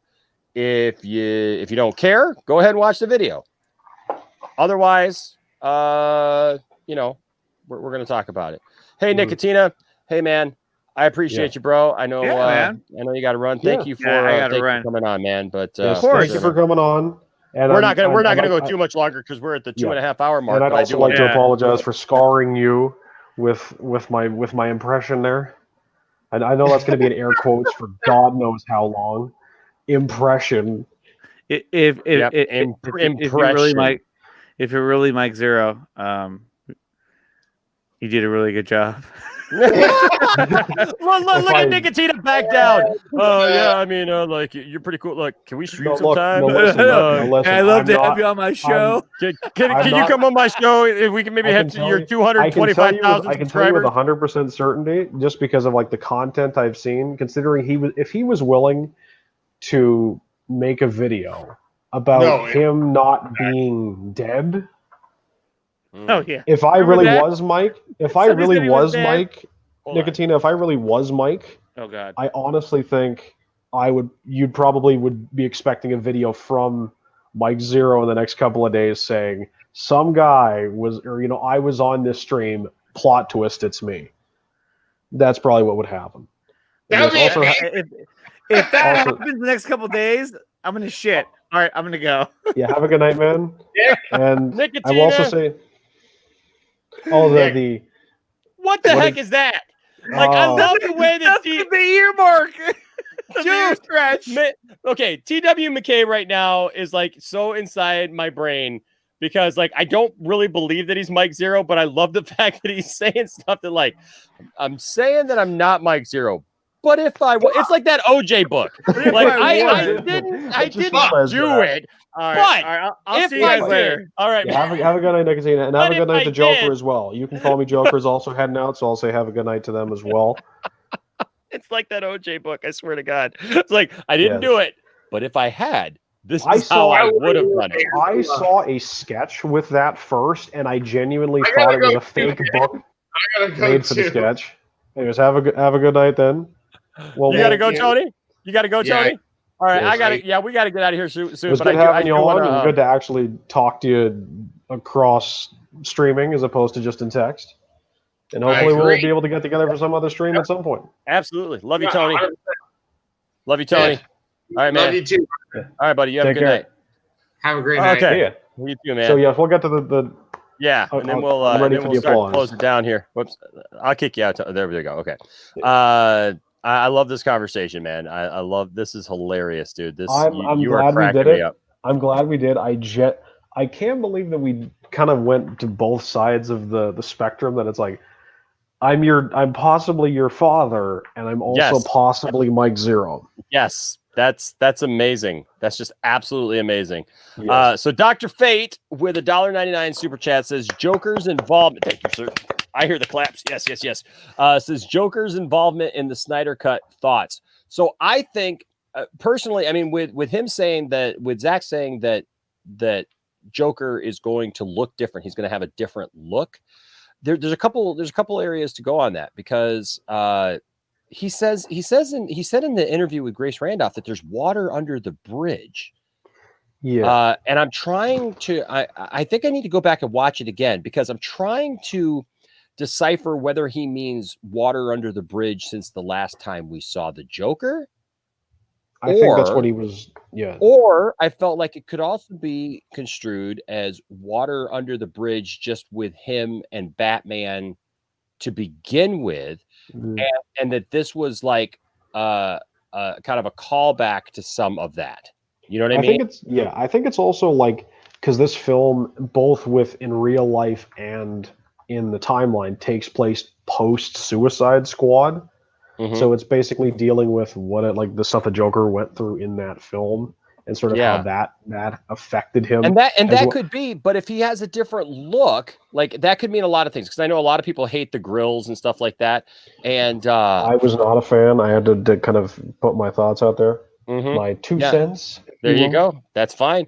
And so I know, but I know too that the backstory on that was that supposedly because of Joker killing Robin, that Batman knocked his teeth out.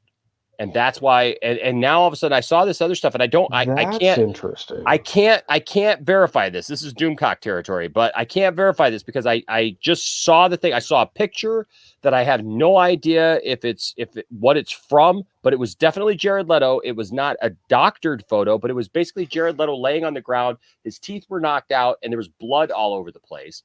So I don't know if that was like a cut scene, maybe from the air cut or something. I don't know. But that's definitely one thing that I did see. And then on top of that, I saw some dialogue where Batman and Joker kind of go back and forth on some stuff, and they allude to Robin and things like that. And I think that whatever we do see is still going to it's going to include some of that stuff with Robin, right? Like, with what happened between Batman, Robin, and the Joker.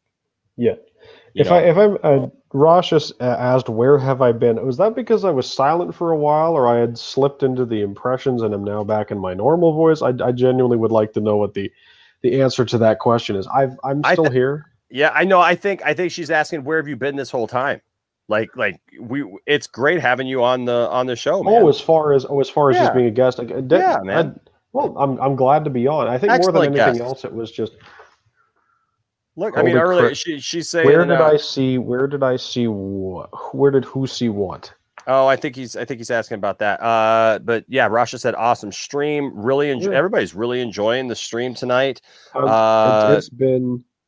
I love this. Thank you, Dr. Fate. Says Enosh always has a good 3-hour stream.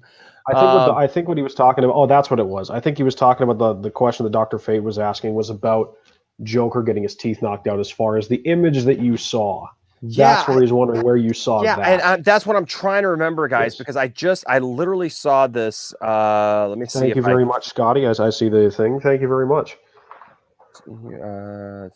Yeah, I don't know. I gotta see if I see it again. And while you're looking there, I just want to say to Scotty, regarding your conversation with Jarbo last night about your own home, I am terribly sorry that that's going on right now, and I really do hope that it does get better for you guys down there. So good luck and Godspeed. Yeah, so like I'm just kind of looking up the subject, and I'm not finding it in searches. But is it all right? Is it all right if I just read this off real quick? Like I'm going to give a quick applause. It's just Bunyan Snipes got a £2 super chat here, so quick little applause. The Leto Joker is Robin, though, right? No, because there's a question as to whether or not he's Jason Todd.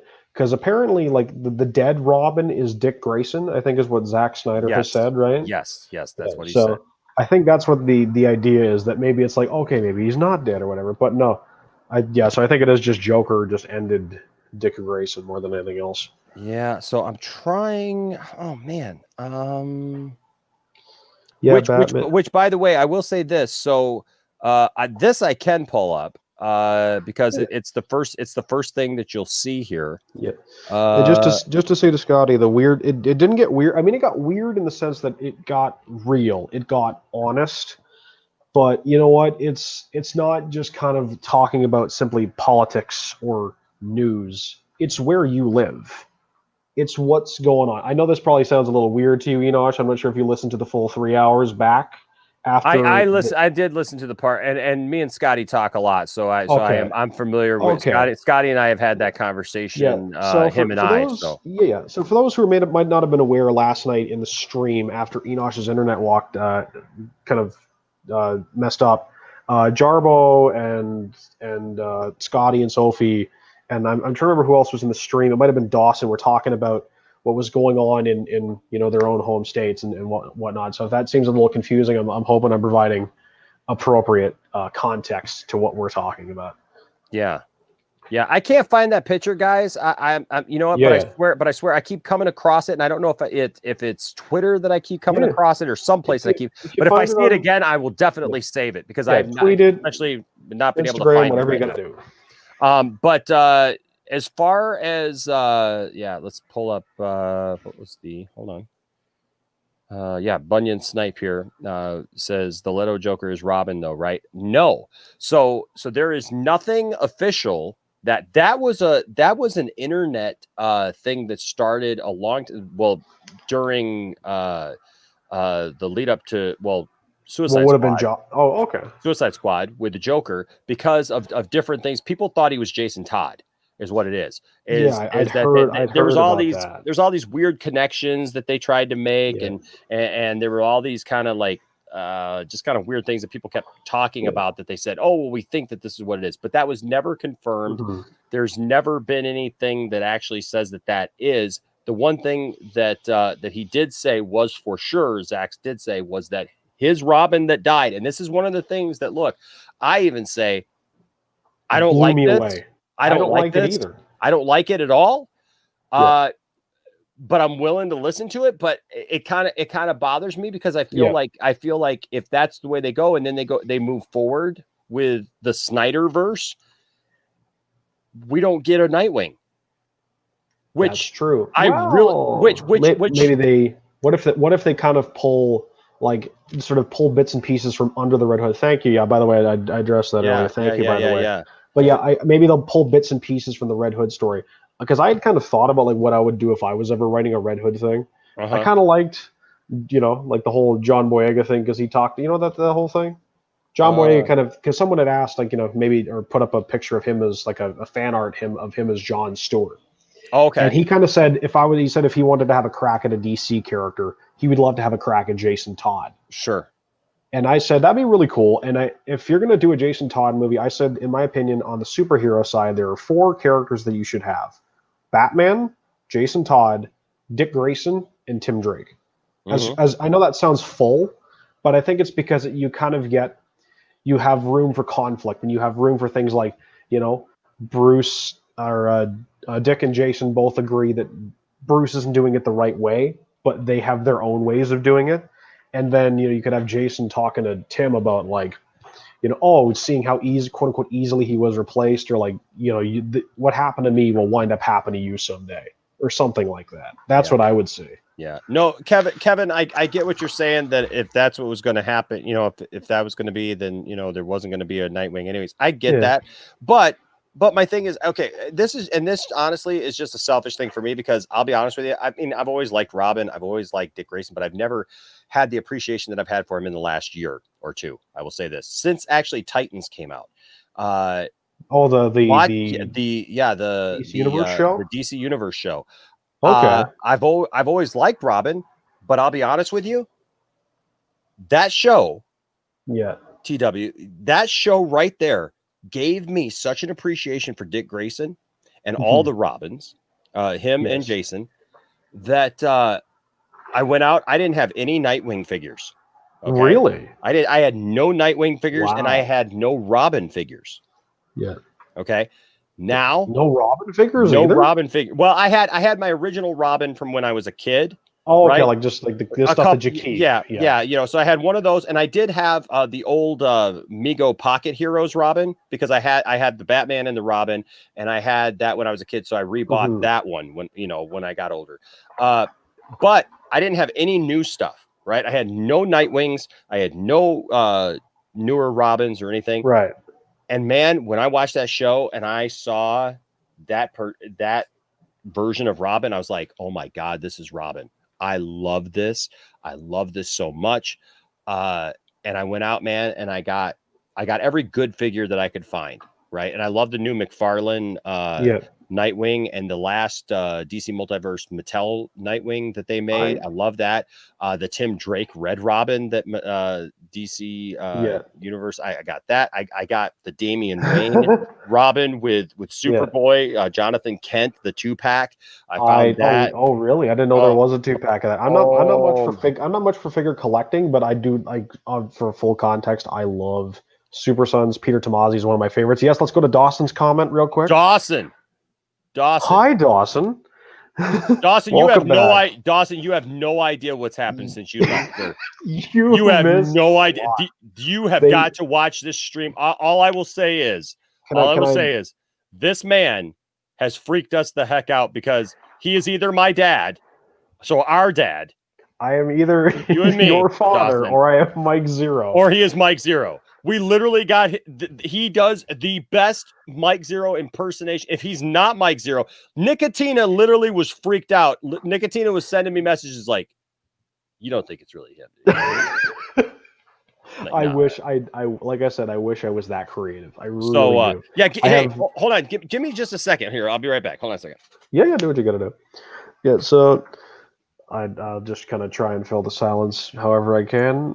Hopefully everybody who's still here is enjoying the stream, and thank you guys for coming on. I know it's not my stream, I know it's not my channel, but thank you guys for putting up with a guy who sounds like both Enosh's father and Mike Zero, and this has been a very interesting stream for all of us. I can definitely say that.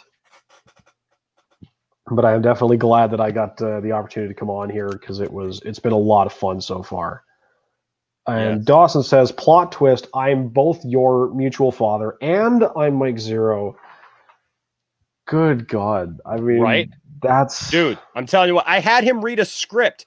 I literally put it in the private chat. I had him read the Mike Zero script, dude, and it freaked us the heck out. You're very welcome, Rasha. You're very welcome. I'm glad I was able to come on. And I'm glad I was able to be introduced to everybody there. Yes, he is serenaded Rasha with his wonderful voice. So this set, I found this set last year, man. Oh, nice. And I'll tell you what, that's Damien. Yeah, so this is Damien, but the amount of alternate hands that this set comes with is ridiculous. I literally had to catalog them and put them in little baggies and like file them away, because each character comes with just a myriad of different hand styles. Damien comes with these like little hand claw things that are like for like throwing stars and stuff. But let me show you the Damian Wayne here. This figure. I'm just laughing at Kevin O'Doghair's comment.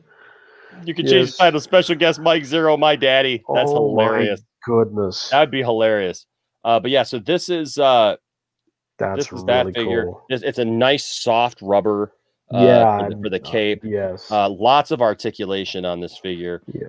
Really great. I liked one comment here from Bunyan Snipe. It was, I want Damian Wayne as Robin and Dick as Batman. Kind of like the Morrison Quitely run from like 07, 08 or whatever it was. Yeah. Oh, John. Proper John, not teenage 16-year-old Bendis John. Look at that figure. Look at that figure, man. This set came together because it's a Super Sons figure. It has this little stamp so he can, fly above him. But oh my gosh, dude, when I saw this, Tiffany and I found this at a little comic book shop. And when I did this, I did I've got a review of this set when I opened it up, and people have literally in the review said, like, offered me money for this thing because it's very hard to find apparently, and now the price of these has skyrocketed. I would imagine just because John got aged up. Spoilers for the comics, by the way. I apologize for. But oh my gosh, but I really love Super Sons, and I saw someone mention I'd love to see it as a cartoon. Oh, But for sure. One of my favorite panels from one of the issues, which I love, was and they're in costume, no less. Batman, Superman, John, and Damian are sitting around Clark's table. Lois is serving them pie and coffee. So Superman's eating pie. John's got a mouthful of pie, turns to Damian and goes, "What, your dad doesn't like apple?" Because Batman doesn't have anything in front of him. And he goes, "Batman doesn't eat pie." Just kind of, I don't know whether he was just being like, kind of sort of like not sarcastic, but like, kind of making fun of his dad's real serious I'm Batman kind of. But that comic is just, it's a treat. And because one of the first comics I read, I know the New 52 isn't for everybody, but one of the first books I got when I got back into comics in my late teens was Pete Tomasi and Pat Gleason's Batman and Robin. Which is, in my opinion, it's fantastically written.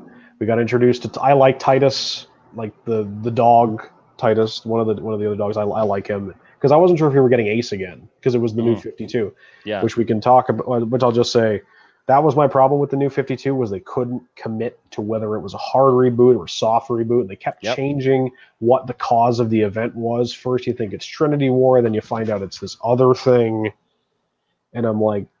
But I liked some of the stories, and my favorite super team from DC, because I'm a DC guy, my favorite super team is the Justice Society. Oh, actually, my second favorite. First is the Legion. Okay. But my favorite's the Justice. My second favorite's the Justice Society, and so I was okay with the big. That's the word, facetious. Thank you, Rasha. I knew it. I knew I was going to remember it. Yes. I just couldn't remember the word, but. With Earth 2, they changed absolutely everything. They stripped it down to the bedrock except for the character, like the names and some of the origins. I really enjoyed that book. Carbs, yeah, I can agree. But I really enjoyed that book up until it got like a point where I just kind of stopped. I fell off. I think it was around Convergence was coming out at that point. You remember Convergence? Oh, yeah. Yep. But I kind of fell off at that book, but I really had a lot of fun with it. And like I said, I enjoyed it because of how different it was. Like, it wasn't trying to say we've pulled 5 years off your history. It was completely new. And they had the gutsy thing, spoilers again for those who haven't read the book, they had the gutsy thing of killing the Trinity off in the first issue. And which is why, do you remember much of the New 52? No, so I'll be honest with you, man. New 52 lost me. I hated New 52 Superman. That's okay. I hated New 52 Superman, and I couldn't do it. I think again, because it kind of with those 5 years, it also changed a lot of the little things, but also the big things. Like, for example, it changed. Clark and Lois weren't together, which is why you had the Superman and Wonder Woman book, which I do love because it helped introduce the world to Charles Soule, who I think a lot of us love from his Star Wars books, and now he's going to be writing the High Republic novel. They ripped apart Green Arrow and Black Canary again, and sorry, I was looking for something, but I couldn't because I got a Jim Lee full color Superman because I honestly I haven't really dug the collared Superman. And the figure doesn't look as bad as it does. The figure doesn't look as bad as it does to me drawn. Yeah. I did not like the way that it looked drawn. Okay. But I do have this. I have a trade of Superman Unchained that I got both Scott Snyder and Jim Lee to sign. Okay. And I'm very proud of that, just because because I knew I had a bunch of things, because I'm like, I had one of the first comics I also got was the Johns Lee Justice League run that Dawson had talked about getting back into. That was one of the first comics I bought when I got back into comic books. I love just seeing that with the blue line. I love it. Yeah, so there's that. Because I'm kind of into the collared look, like I said myself. Yeah, but I just don't like it for Superman. I do agree with Bunyan Snipe. I do believe it was an unnecessary reboot. And which is funny because like I said, I love those books very much, but I recognize what it was, and I recognize that. And one thing that Dr. Fate talked about was cool. It's crazy that in I Am Legend, you've seen the Will Smith I Am Legend adaptation? Oh yeah. Yes. That there's a Batman v Superman symbol on one of the posters in Times Square. Yep. It's up on the billboard. billboard. We're going through a virus now Mm-hmm. in that movie took people out.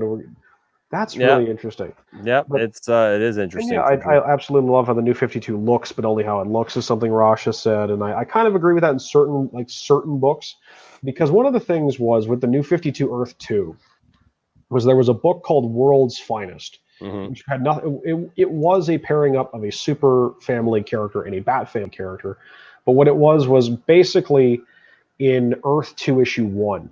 The explosion, because they're fighting parademons, is what happens. Is what they're doing, and there's a big explosion, and it sends the Supergirl and the Robin, who's Helena Wayne in that story, over to Earth Prime, like the main continuity. Sure. And they disguise themselves and they become new heroes. They become Huntress and Power Girl, is what they do. That's sort of the Huntress and Power Girl version of that story. Gotcha. So it was really strange, but like I said, Earth 2 was the one book I was able to keep that I really loved, other than like Snyder's Batman, was with that and Gleason's or Tomasi's Batman and Robin were my sort of big ones in that arc. But otherwise, I kind of agree. It was cool, like it looked cool. Yeah, see, there were parts of it that I saw, man. Like I didn't mind the Batman so much. You know what I mean? Like I remember and I remember the big Alan Scott controversy, but I just wasn't like. I mean, I got it, but I also was like, really, that's what we're kind of freaking out about, because that's the other thing is it got picked up because a lot of people thought, because of the fact that Alan Scott in the new 52 Earth 2 was gay. Yeah, and they thought that was going to somehow affect. Future, not on some sort of moral level, but they thought it was going to affect Ryan Reynolds's Hal Jordan, or like something along those lines. They thought it was going to affect that later on. Yeah, Bunyan Snipe here says, I love the idea of young Superman jeans and t-shirts showing his everyman side. Yeah, that was in the Action Comics book, for those who want to read that. That was by Grant Morrison. Yep, and I've got that right here. And this is for my good buddy Tony, who just left us. Because Tony sent me a bunch of comic books, and that's why he was giving me a hard time about it, because it's this right here. And Tony sent this to me, and I like this. I actually dig this. I like that, like he would have maybe started like this, right? Like I don't have a problem with that.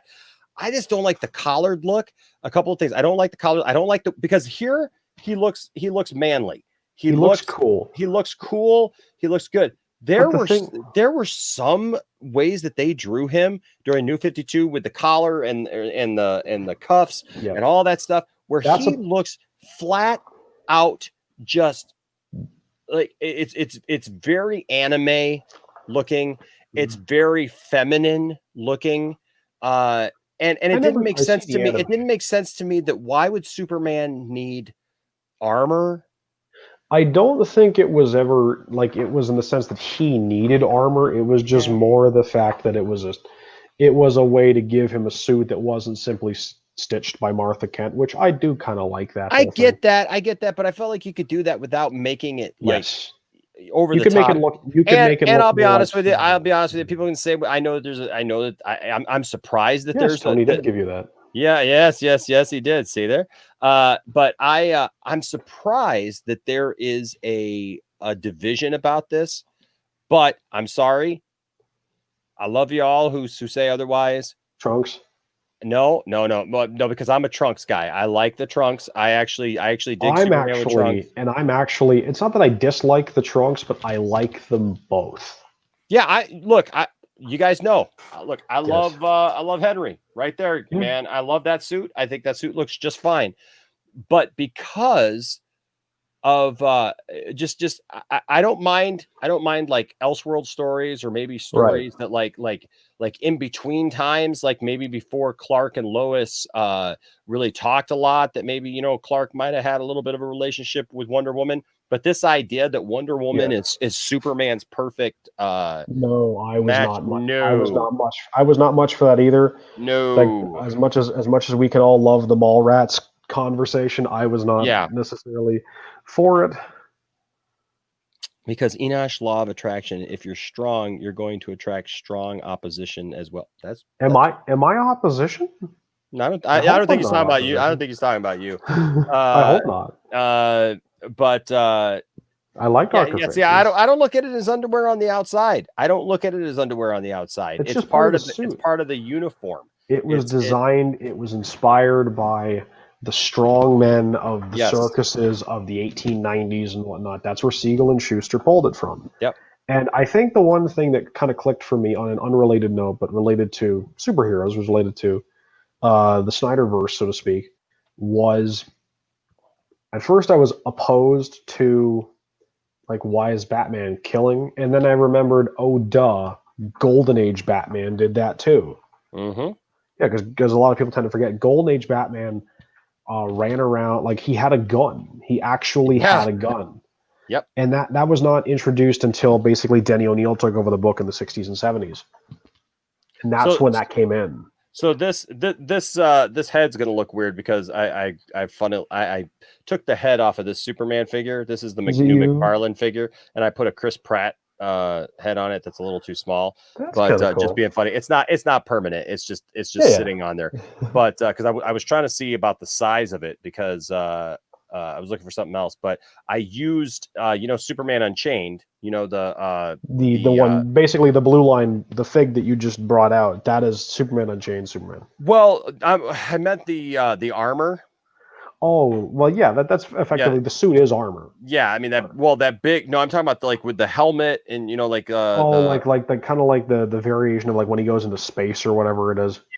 Yeah. So they made a figure of that. I actually had that back there, but what I did was I customized it by taking the head armor off and taking the head figure and giving it to him so that and he's holding the helmet, right? So but it leaves me with a Superman figure without a head. But because this figure is perfect. Like proportionally everything it and looks like Superman's supposed to I'm look. sorry, but like all jokes aside, I mean the trunks are just great to me. I think they break up the the outfit. They give it some it makes it a little more symmetrical to me. That's to me. Yeah. But I understand. I understand it just seems like too much blue. I just feel like it's too much blue. What I would like actually with even this right here is to give him a red belt between the gold. Give him a belt. I do like what they did with I think it was the Rebirth Superman, like the first suit he had before they gave him the trunks back, was they gave him a red belt with the gold pins and the gold buckle. I think was how the costume looked. But I do like Bunyan Snipes' comment, Director Roger. There's something weird about wearing cape. Just ask Larry David. Yeah, no, I hear. And the head is too small. It's just I put it on there to see, but the head is too small. I still got to find a head for that. I kind of like the sort of metallic look to the S on the front S. I'm not usually. It's kind of when it's there, like it pops. Like it kind of depends on the figure and it depends on the comic. Yeah, like, I wouldn't normally like that, but for some reason, the size of that S and everything is just perfect. And like Brian was on Max's stream, like I was on that stream before I popped over here, and he had the big Howard Porter JLA #1 poster on the wall, and I said, I love that image, if only for two things. One, there's just some of the way that Porter draws Batman, as much as I might like the kind of the 89 suit. And then I know this is a little controversial. It might be controversial. At least in that image, I did not like Superman with the long hair, which is funny. I like in Death and like in Return of Superman when he has the black suit and the long hair there. I like that. But just for some reason with the regular blue suit, just something seems off. It's kind of like he got the suit back. He's like, I'm ready. Let's do this. And then also Lois hadn't told him, get your hair cut. Yeah, no, I love long-haired Superman too. And Rasha, I totally respect your opinion as as what you do and stuff, and I'm totally cool with that. It's just for me, for me, it just looks better. It's Superman, and that's fair. It's just Superman, and what's funny about that is like we all grew up with that style Batman, right? But the thing is that I'm fine with like one color suit Batman. Right? Yeah, so I am too. It's weird. But it's Superman. I just feel like even as iconic as Batman's suit is, there's something just extra iconic about Superman. I think especially because he was the one. He was the first one. Because Superman on an individual level, he's one of my favorites too. So that's why I was really happy when I found you. I think it was through Jarbo. And like I found you. I think because he was talking about how someone had said, I don't know whether it was Doomcock or someone like that, had like basically put you over the edge, and then I went to go find your stuff, and I'm like, your stuff is awesome. But it was great to see someone else have an unironic love of Superman the way that I do. Like it made me happy. Thank you. It really does. And finding out about the Superman Museum and what you've been doing with the brick and whatnot, that was so inspirational. It makes me really happy. And to see that you're doing the double goal, to kind of reiterate for our late folks. Reiterate there, was basically, Enosh, I believe you said that for you're going to try and double your goal for when they're building a brick outside the Superman Museum. It's in Metropolis. Is it in Michigan as well? No, it's in Illinois. It's in Illinois. Okay. Okay. So they're going to have a brick in honor of Zack Snyder and his family outside there. The goal was $650. I think it was Tony who put you over the edge, right? Yep, Tony put us over the edge, Yes. and so then Nana from the Nerd Queens had mentioned the double goal, like of you guys going over, like basically get you to the double goal of that's going towards the suicide prevention charity that Zack Snyder is in support of, right? I believe is that the charity? Yep. Okay, absolutely, so that like everything worked out. Seeing love of Superman, finding out about 2 cents on nonsense. That I think is what really hooked me, because I'm like, this is hilarious. Because I could not believe the stuff that was being said. Like not like just as far as in the videos, it just blew my mind. Yeah. What's up? Excuse us while we talk movie reviews. Good to see you here. Kevin O'Doghair says the cape makes sense if it's ceremonial or cultural, which is for Kryptonian in Superman's case. That makes sense. Like I could understand if it's just like the cape, or because I'll admit, like for me personally, as much as I like Snyder's Superman costume, I wasn't 100% and still am not sold on like the Kryptonian armor on Krypton, if that makes sense. Like the kind of the actual bulkier stuff for combat, like the stuff leading up to the death of Jor-El and Lara. That stuff didn't always kind of sit for me, but I still love the film. Like I saw it at like a budget, like one of those not the reruns, like a second run theater. We used to have a couple of those around here. Now we don't have any of those around and here. That's really unfortunate. Man. We used to love that. We called them the $2 theater. That's why Jarbo has $3 theater, because his was $3, and so there you that's go. where he I thought he just was picking something neat, but he actually worked at a movie theater. Yeah, because I've been a fan of Jarbo since the Mundane Matt Skull days. Oh, okay. Since way back. So when he was talking about all the kind of, I'm not going to get too political on this stream, especially at this time of night, but when he talked about the stuff at the end there, and he talked about kind of as far as people working at certain publications and whatnot, that was around the time I jumped on.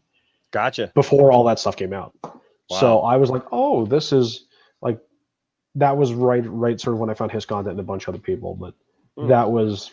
So I'm glad that I found you guys, and I'm glad that I was able to jump on the stream tonight. Well, I'll tell you what, man, I'm glad that you found us too, man. And I'm glad that you were here tonight too. I'm just going to read a couple of comments, and we'll start to bring this down. And that was perfectly fine. Bunyan Snipe says he looks like naked Skeletor without the trunks. That's funny. What's up, Vasant? Man, we're actually at hour 3. Yes. 3 hours and 12 minutes. So, but you know what? This will be available for on repeat, and I'm actually going to cut some of this up because there was some comedic gold there. Oh my goodness! Are you going to clip? Oh my god! We've got to clip that. We got to clip some of this stuff, man. We got to. It was too funny to make people to get it buried in a 3-hour stream. I swear to God, it's so funny. So I'm terrified. I'm terrified to listen back to this. No, dude, it's going to be hilarious. It's going to be hilarious. Good way, like in a good way. But I mean, like it's just kind of because. I don't know how it is for you hearing your own voice. I mean, it's probably different for you. Like you're a musician, you're a preacher, you're probably used to it with all the PAs. But yeah, you know what's funny? You know what's funny about that? Because I hear people talk about that all the time. Like they hate hearing their own voice, right? You're not used to it. Yeah, for me, I think for me, because I hear other musicians and they're like, you know, like they don't want to watch back like recordings of their bands or them performing or any of those things. Like for me, it's always been a critique thing for me, right? Where it's like, I'm my hardest critiquer, you know, like I'm harder on myself than I think anybody else would be, you know. And so like I listen to, like when I would listen to my bands and stuff from back in the day and listen to mixes of songs and things like that, and I would just I pay attention to that. So somebody, I had friends who used to tease me. They're like, oh man, you know, you're listening to your own stuff, you know, like, oh, you know, like what kind of person listens to his own stuff like that, you know, instead of listening to other stuff. And it's like, well, no, it's like I'm seeing what I can do better. I'm always trying to see what I can do better, you know. And that's why even like with this format and being able to do this, like I look at that and it's like I always want to do better. I always want to be talking to people. I always want to be you know, like that was one of my first problems with Andy Signore the first time I talked to him on Max's stream a few months ago. And he came on Max's stream and we had this conversation, and him and I were actually peaceful at the time. And now he hides behind the whole Gay Fisher thing, you know, and says, oh, I'm not going to come on, you know, you're not going to come on our stream. We're not going to come on your stream until you renounce that. Well, guess what? We heard what we heard. Sorry. I don't know what to tell you. But beyond that, we were having a conversation, and I told him, I said, but here's some things that you said. Right, here's where I have problems with you and things that you said, because I used to be a fan of his. You know, I used to be a fan of Andy Signore's. And I watched Screen Junkies quite regularly, at least. Yeah, exactly. And so I told him, I said, I love that version of you. So this version of you now, where it's all the drama and all the stuff hanging out with Jody and all stuff, I said, that's the version I don't like. I liked Andy Signore's second channel that he was doing, where he was with his kids and he's doing like reviews of movies and stuff like that. I mean, like going back and doing like Back to the Future and Ferris Bueller's Day Off and getting his kids input and stuff like that. That's awesome. That's awesome stuff. Like that, even though he drives me insane with some of the stuff that he said about me and done, like it drives you crazy, but you can't help yourself. I can look, if I see that, if that pops up, I have a smile on my face. Because I have kids and I enjoy doing those things with my kids. So you know what? It trumps any of the arguments we've had. But I say that because I told him in that discussion when we were talking that you know, I wanted him to get back to that, you know, that I cared because I was a fan. And, you know, he just dismissed that, you know, as that, you know, it didn't matter. And I had a point to that. And I'm trying to remember what my last train of thought was. Oh, because he started saying, he says, well, I can't be held responsible for every little thing I say. And I was like, well, yeah, you can. He's like, no, he's like, man, again, I told him, I said, look, I've worked in radio before. Okay, I worked in radio for years. I produced a radio show for years. I did online radio for 5 years. We did a show that was well produced and was a lot of fun. I produced somebody else's radio show for a long time. I've worked in TV. I've done some different things, and obviously, I have a speaking voice. I feel comfortable doing that, right? Yeah. But I told him, I said, he's like, well, if you really have done those things, and I just take you at your word, he says, but if you have, you know what it means to fill time. I said, yeah. Yes, I remember what you, because I think you brought this up funny enough coming full circle. I said, I absolutely know what it means to fill time. And there are times you have to fill time. He says, well, sometimes I just say stuff. Yeah. I said, well, then that character flaw. You don't just say stuff. You don't just make stuff up or just like throw a bunch of crap out there. Yeah. If you need to fill time, you find ways to stall. You find ways to bring the conversation around. If you need to transition a conversation or go to something else or bring somebody else in or change something, there are ways to do that. One, without looking like an idiot. Two, without offending everybody. Maybe if you need to transition from one person to another person or somebody's talking, it's hard to do with Jarbo sometimes. Yeah. And I know it's hard for other people to do it. He's not here to defend himself. I know it's hard for people to do it with me when I'm in their stream, so I can understand, right? Well, but because I talk, you know. No, I'm just laughing because I was remembering one of the streams you were on. I think it was with Max or someone. You guys were doing like a sort of a 2 cents variation there, and you came on with like talking about the toy companies and stuff like that. You were making like you and Zeverfret were going off like the parody of like the Trump Biden debate. Oh yeah. That was Yep, amazing, yep. by the way. And like Thank you. muting and you're still going. I want to say that was incredible, by the way. That Thank was you. Thank really you. funny. We try to But have fun. You know what I yes, mean? We one try of to the- have fun. But that's what speaking- I yeah. told him that day was that Yeah. look, you can fill time, but Mhm. it doesn't mean that you just make stuff up and that you're not held responsible for what you say when you're trying to fill time. Or at That least is if you're doing, unprofessional. yeah, and That's at least if you're unprofessional. doing, and sorry to interrupt you there, but at least I'm saying, at least if you're doing something when it comes to speculation, or you're doing something that wouldn't this be cool? At least be nice. At least say it. I will say this. I will say this with regards to your conversation with Andy Signor. I have not seen it. I have not seen much of the content beyond your occasional, like the drop that you have, where he's thanking you. Yeah. I really can't comment to a lot of his character. I can't comment to who he is as a person. I can't comment to what he's said or what he's done. I can just, what I can say is though, if he is doing what you have said, I do believe that you should at least state that it's speculation. But the one thing I want to quickly say is here, 2 comments here. Goober316 loved the Mike Zero voice part. So my voice. Kevin O'Doghair said, Enosh, you should break this stream up into 4-hour-part chapters and release them a week apart for no reason at all. That's funny. That's yes. funny. So I will put this here, and you can have this also.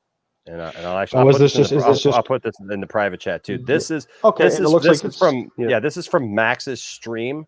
This is the first like time your that long conversation with him. This is the first conversation that I ever had with him. This is the only public conversation that I have had with him. Yeah. The Enosh cut. But at least, Raj, I thank you for not wanting me to waste my time. But honestly, at least for me, I have to see it for myself. Because as much as I respect you, Enosh, it's something I still have to see it for myself. Like I can't just kind of I can't kind of go off of assumptions, because that's something I've done in the past, and I definitely jumped the gun, and I don't like doing that. Yeah. And I'm not I'm not saying you are, but like I hope you understand where I'm coming from when I say that.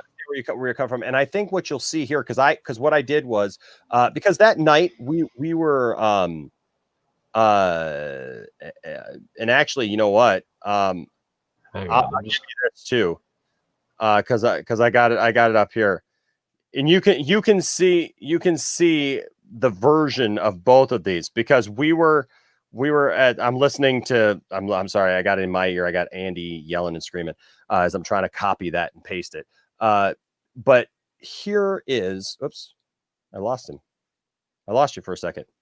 You back? Uh-oh. Did I lose you? Uh-oh. It looks like I lost him. I'm back. Everything's fine. Okay. I apologize. No, what had happened was I accidentally clicked like a right-click open link, and it opened it in the tab that is the StreamYard. Uh-oh. So okay. Yeah. Gotcha, So gotcha, I'm back. gotcha. It was just basically 2 seconds. But so I'll put this here too, and in the private chat as well. Yes, I see it in the private chat here. So the second one is the full night. That's the full video from Max's, where we went on Max's stream. We watched a video together. We talked about it, and somehow Andy got the link to come into the StreamYard thing and talk to us. When he did that, just give me 2 seconds here. I'm just real quick bookmarking them. So I can come absolutely. So when that happened, what that meant was my video, the first one that I sent you, is just my part, okay, where I spoke with Andy, because there was a lot of people in that chat. There was a lot of stuff going on, and I ended up getting out because I said my piece. Max had a lot of issues with Andy afterwards. Matt Jarbo comes back in afterwards. Like Zeverfet and I were literally in the backstage area, sitting back there going, holy crap. We could not believe what we were hearing. It was like insane what was going on. That video is the most insane video, TW, that I have ever been a part of, ever. And it was really crazy. That being said, I think that video is very important for people to understand kind of like how I addressed him from the very beginning, as far as like I'm not seeking any kind of anything from him. I'm not trying to get any notoriety from him. I was trying to appeal to him as a fan, as somebody who cared about him, who sees a side of him with his kids, with his family, whatever, Right. that I think should be how he conducts himself, just as somebody watching him from afar, and the way he portrays himself. And he portrays himself in these crazy different ways that I told him to his face in that stream. I don't know who the real Andy Signor is. Right. And I spoke my piece and I got out. They went for another, I think, 2 hours after I was out of there. Okay, I was done. Looking at the full length. I'm looking at the full length of the stream here. The second one, it is almost 3.5 hours. Basically, as long as we've been here. Yeah. It's a crazy long stream. But the thing is that it was what it was. So I just put that out there. But that's the thing, is like that's look. For me personally. Yeah. It's not about trying to tell somebody what to do. It's not me trying to control anybody. It was me, speaking my heart. Now, Andy and I did talk in DMs after that, because I tried to have him here on the channel, and I tried to just have, I told him, hey, come on, let's talk about movies, right? Yeah. Like I didn't have any other thing with him. I said, let's do that. And he kind of, skirted it a little bit, and that was fine. And I didn't hear anything again from him until the whole controversy when Ray Fisher tweeted out my video. Oh yeah, that was, well, I know that I think that might have been another way that I kind of got introduced to you, but also like just seeing that Ray had interacted was something that blew my mind. I mean, and I'm not trying to say this with offense here, what I'm about to say, but like, you're south of 10,000 subs. It's just the fact that Ray Fisher found you guys at all blows my mind. I mean, it's great that he did, and I'm glad that he's willing to shout you out and stuff like that, and recognizes that you guys are as much as he is standing for. Yeah. It's the quote that I agree there with as much as as much as, like I said, and I'm not going to say I do or do not stand with him, but I will say this. I do agree wholeheartedly. When Ray Fisher says accountability is greater than entertainment, I agree wholeheartedly. Yeah. And I also agree that, seeing the way that he has comported, I guess might be the word, himself in this whole situation has been really interesting, but also in many respects inspiring. Yeah. No, and I totally agree, man. Like I said, and I think we just passed how long the other stream is. I like I said, for me, I just had literally somebody comment today, like a book at me, and they're like, how dare you, you sent that to Ray, you did all this stuff. It's like, dude, that's 3 months ago. Like, no, I didn't. I understand you think you know what you know, and you don't know anything. Real quick, before we're going off the air here in just a minute, but I do want to say hi to my friend Zod. What's up, Zod? I wanted to say hi to you guys too. I've been having a really, really rough day today, and I just wanted to come in here and say hello, because this is the place for nerds, and it's so funny you're still here. I was like, I'd gone to bed and I had trouble sleeping, and I woke up and you guys are still here. So still here, man. I just wanted to stop in and say hello to, and and I'm glad see what's up with you guys. And I'm glad to see you come in, man, because I want to say it was really cool that you introduced Enosh to the Star Wars trilogy Blu-ray that was it you who sent him that, son? Yes, it was. Yes, that's really cool. And one thing, like I said, I'm not usually one to want to kind of search those things out, but when I saw 4K 77 and 4K 83, I've definitely wanted to kind of go look those up myself now that I just got a fancy new 4K player. But because I've never seen, because I grew up with the special editions, I've never seen the original trilogy as they look. As they looked in the theaters. I never got to see that. And like I said, my one controversial opinion, which I had thrown in the chat when you guys were on last night, because I've heard Yub Nub, I personally like John Williams' new Celebration theme from the end of the Battle of Endor more than I do Yub Nub. I think because of what it does. It's not because it's not that I dislike Yub Nub. I felt. Yeah, I felt like the new. But Mike Zero's face the end was very. So it's not me. That's true. I thought the new theme that they put at the end of Return of the Jedi was too new agey.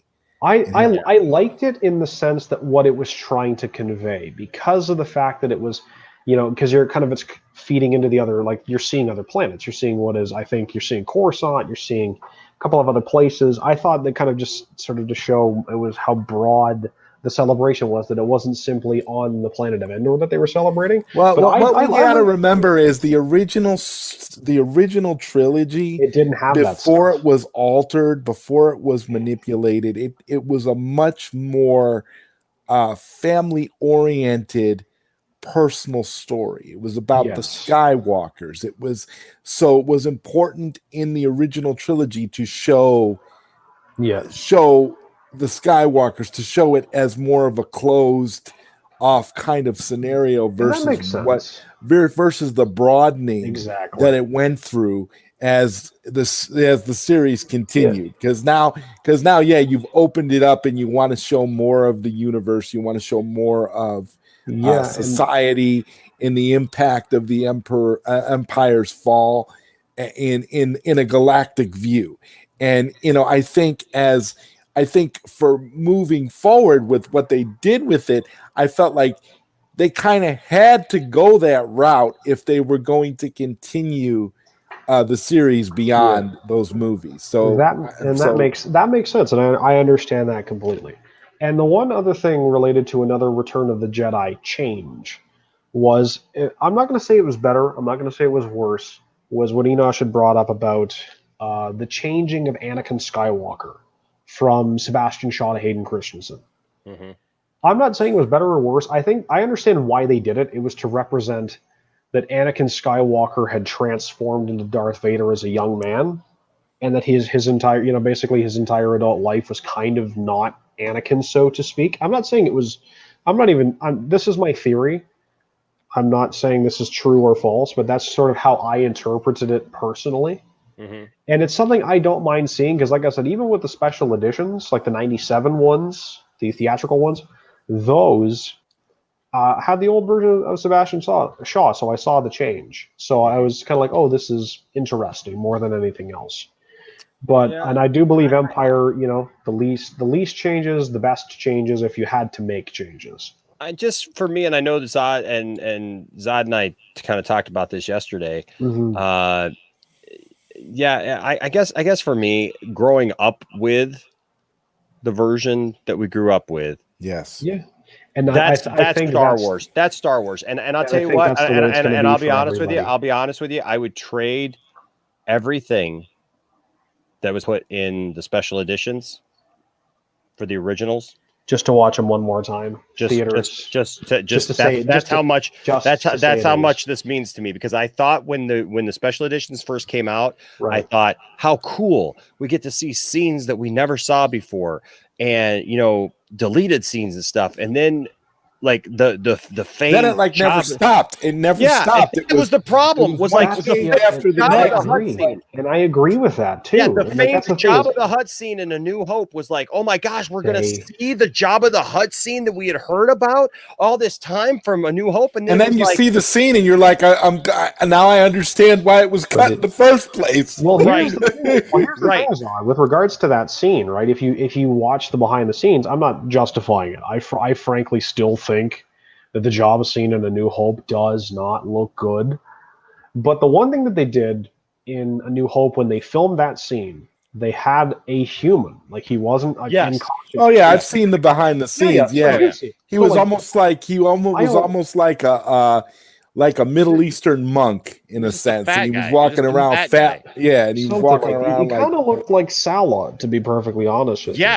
Yes, very much like that. I totally see that. But that was the thing. So there's that, and then the Yub Nub song. I mean, there's a song that's still like, it's burned into my memory. I have not heard that song literally in. Oh, I love it. I love it so much. Like since 97. Since '97, I literally have not heard the song, and yet it's still burned in my head as if I just heard it yesterday. And like right, and I'm the same way with the celebration theme, because I will whistle that. I've heard it too. I've heard Yub Nub. I am inopportune or opportune moments around the house. I will whistle. I will whistle the celebration theme to myself.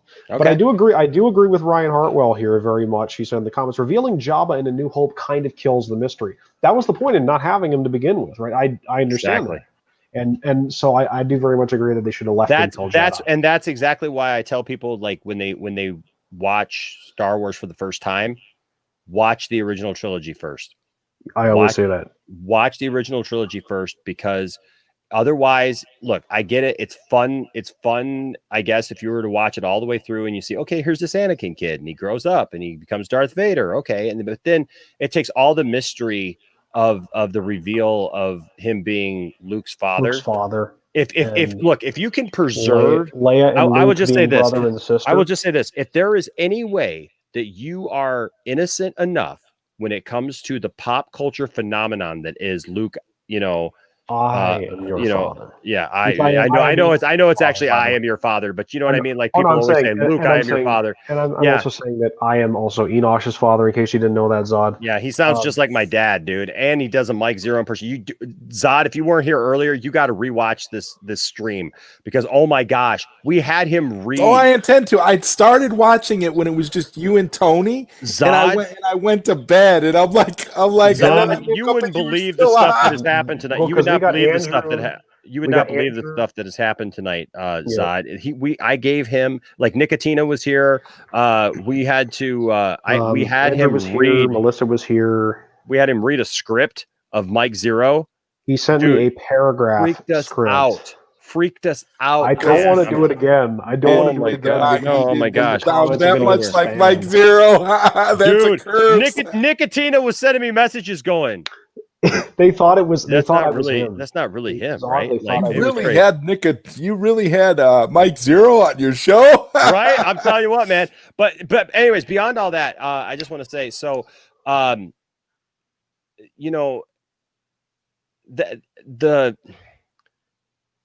so if you can preserve the idea that the innocence of the reveal of Darth Vader being Luke's father, you should always try. You should always try to preserve that with somebody.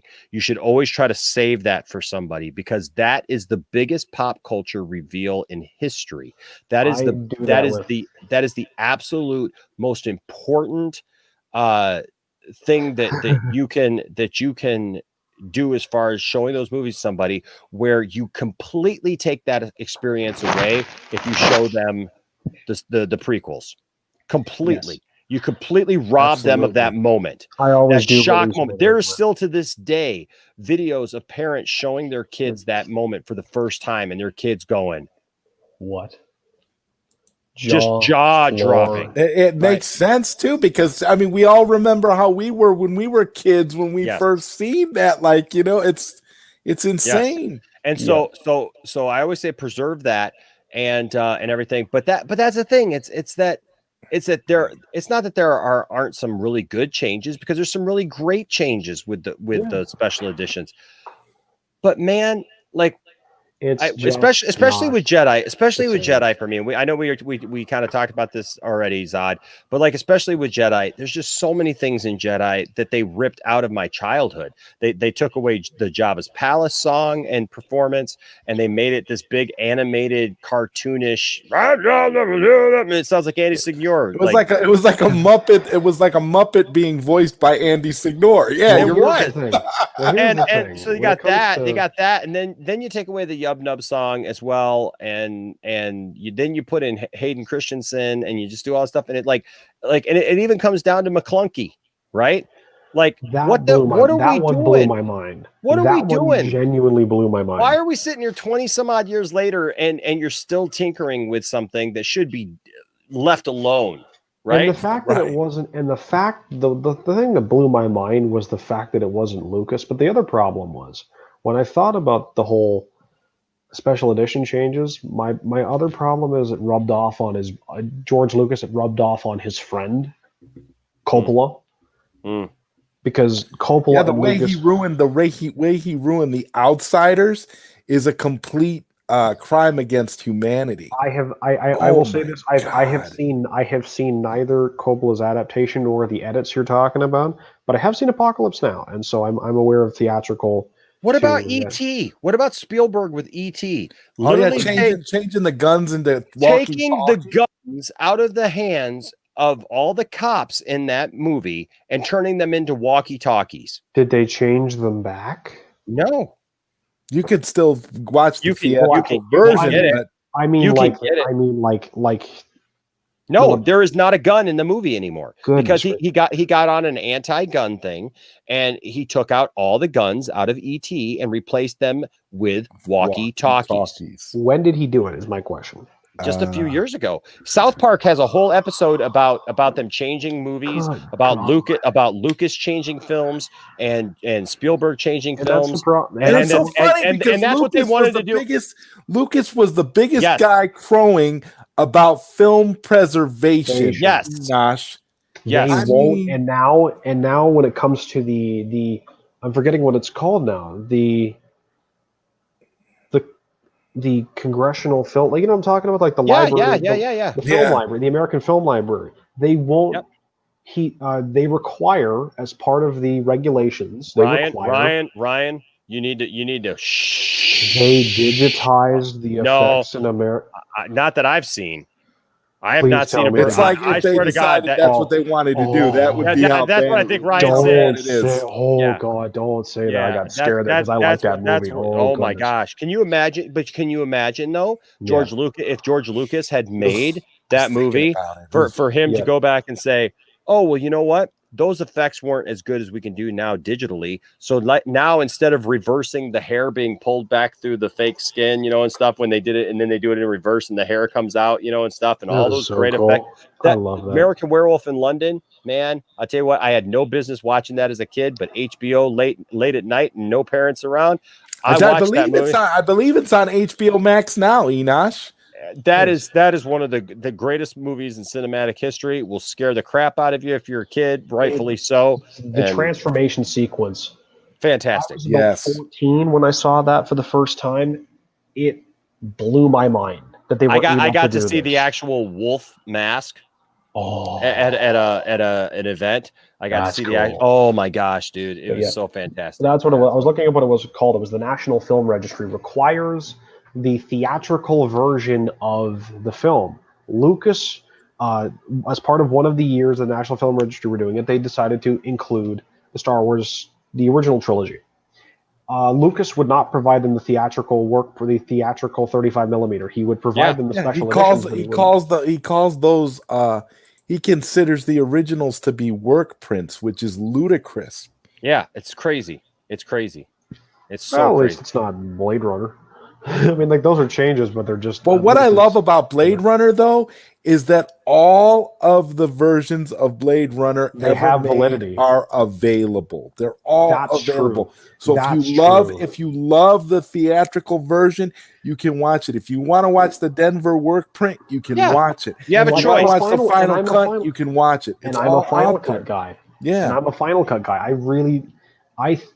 I only watched that film for the first time maybe less than 10 years ago. Blew my mind. I've watched it a bunch since, but the one thing that kind of sucks was I missed because I was at work was Matt Ferguson, the guy who did the 40th anniversary Empire poster, the one with Vader in the chamber and whatnot. He did. He was giving out not giving up, but selling commemorative origami unicorn ornaments on his. I've actually never seen The Howling. Which I feel bad. Another classic 80s. I feel bad. I feel bad because I like Dante. I like Gremlins. I couldn't remember that. Yeah. But that's a perfect example. It's I love that film, like Blade Runner. I love that film so much. Yeah. But I do agree with you, Zod. The prints are available. The last time you were able to get on anything related to the home media things we have is I think it was an 06 or 07 printing of of the original trilogy on DVD. Those were it was like the laser disc transfers. They were laser That's as disc close as you transfers. could- They were horrible because they were non-anamorphic widescreen. They were which means non-anamorphic If you watch them, they're going to have bars on the sides of the picture. It's horrible. It does not work. They do not work when you're trying to watch them on modern TVs. They are horrible. Yeah, and I agree. I've still said the same thing. As much as Lucasfilm can say that the original trilogy with all the special edition and the 04 and 2011 changes, those are canon. But don't be afraid to include the theatricals somewhere. Absolutely. Yeah. Absolutely. Well, hey guys. Well, even Steven Spielberg didn't get rid of the theatrical version of ET. You can still get it. So there you go. Yeah.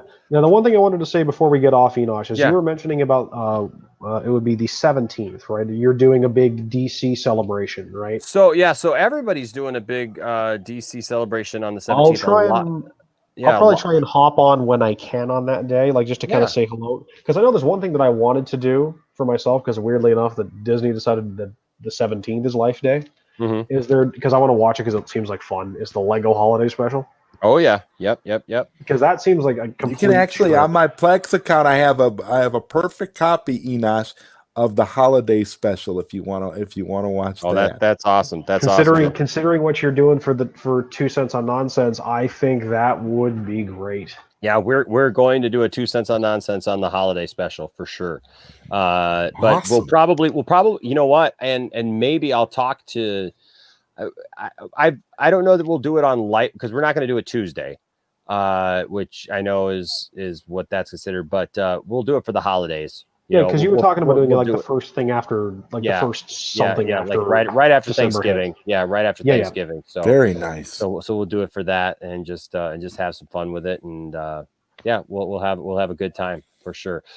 Well, hey guys, this has been fun. We're at the 3-hour 45-minute mark. Thank you, Zod, for going to sleep, going to bed, coming back. Thank you for having me, man. I love you for coming, and thank you for coming on. Come on and talk to you guys, man. This has been awesome. Absolutely, it helped. I'm like, oh my god, I can get up and I can go. I can still stream with Enosh. This is great.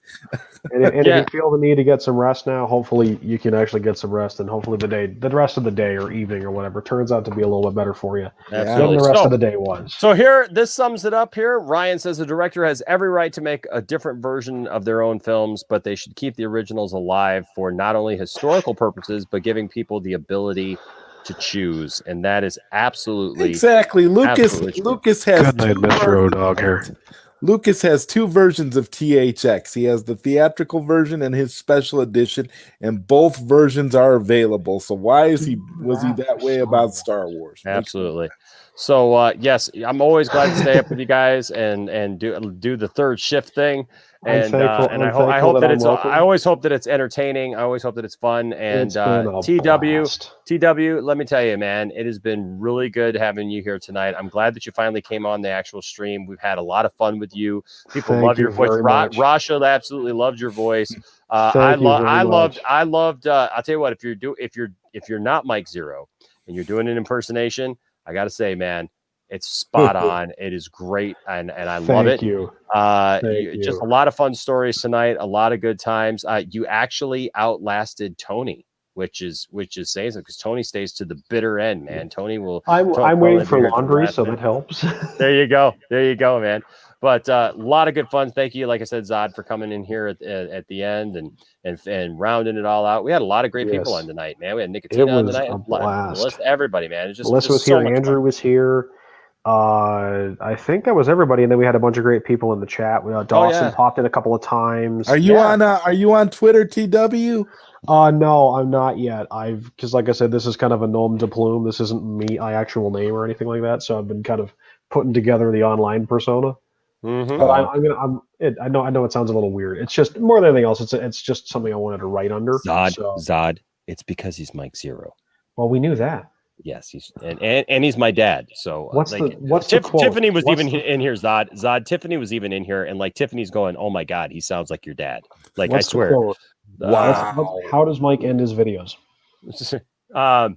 I am not the one. Yeah, well, that's the song. That's the song. So we will go out tonight with TW saying the line. We thank you so very much for the kind support, and we'll catch you guys next time. Yeah. This is TW McKay, also known as Mike Zero, also known as Enosh's dad. We thank you for joining us here on the Poindexter Lounge, a place for nerds. We thank you for all the kind support, and we'll catch you guys next time.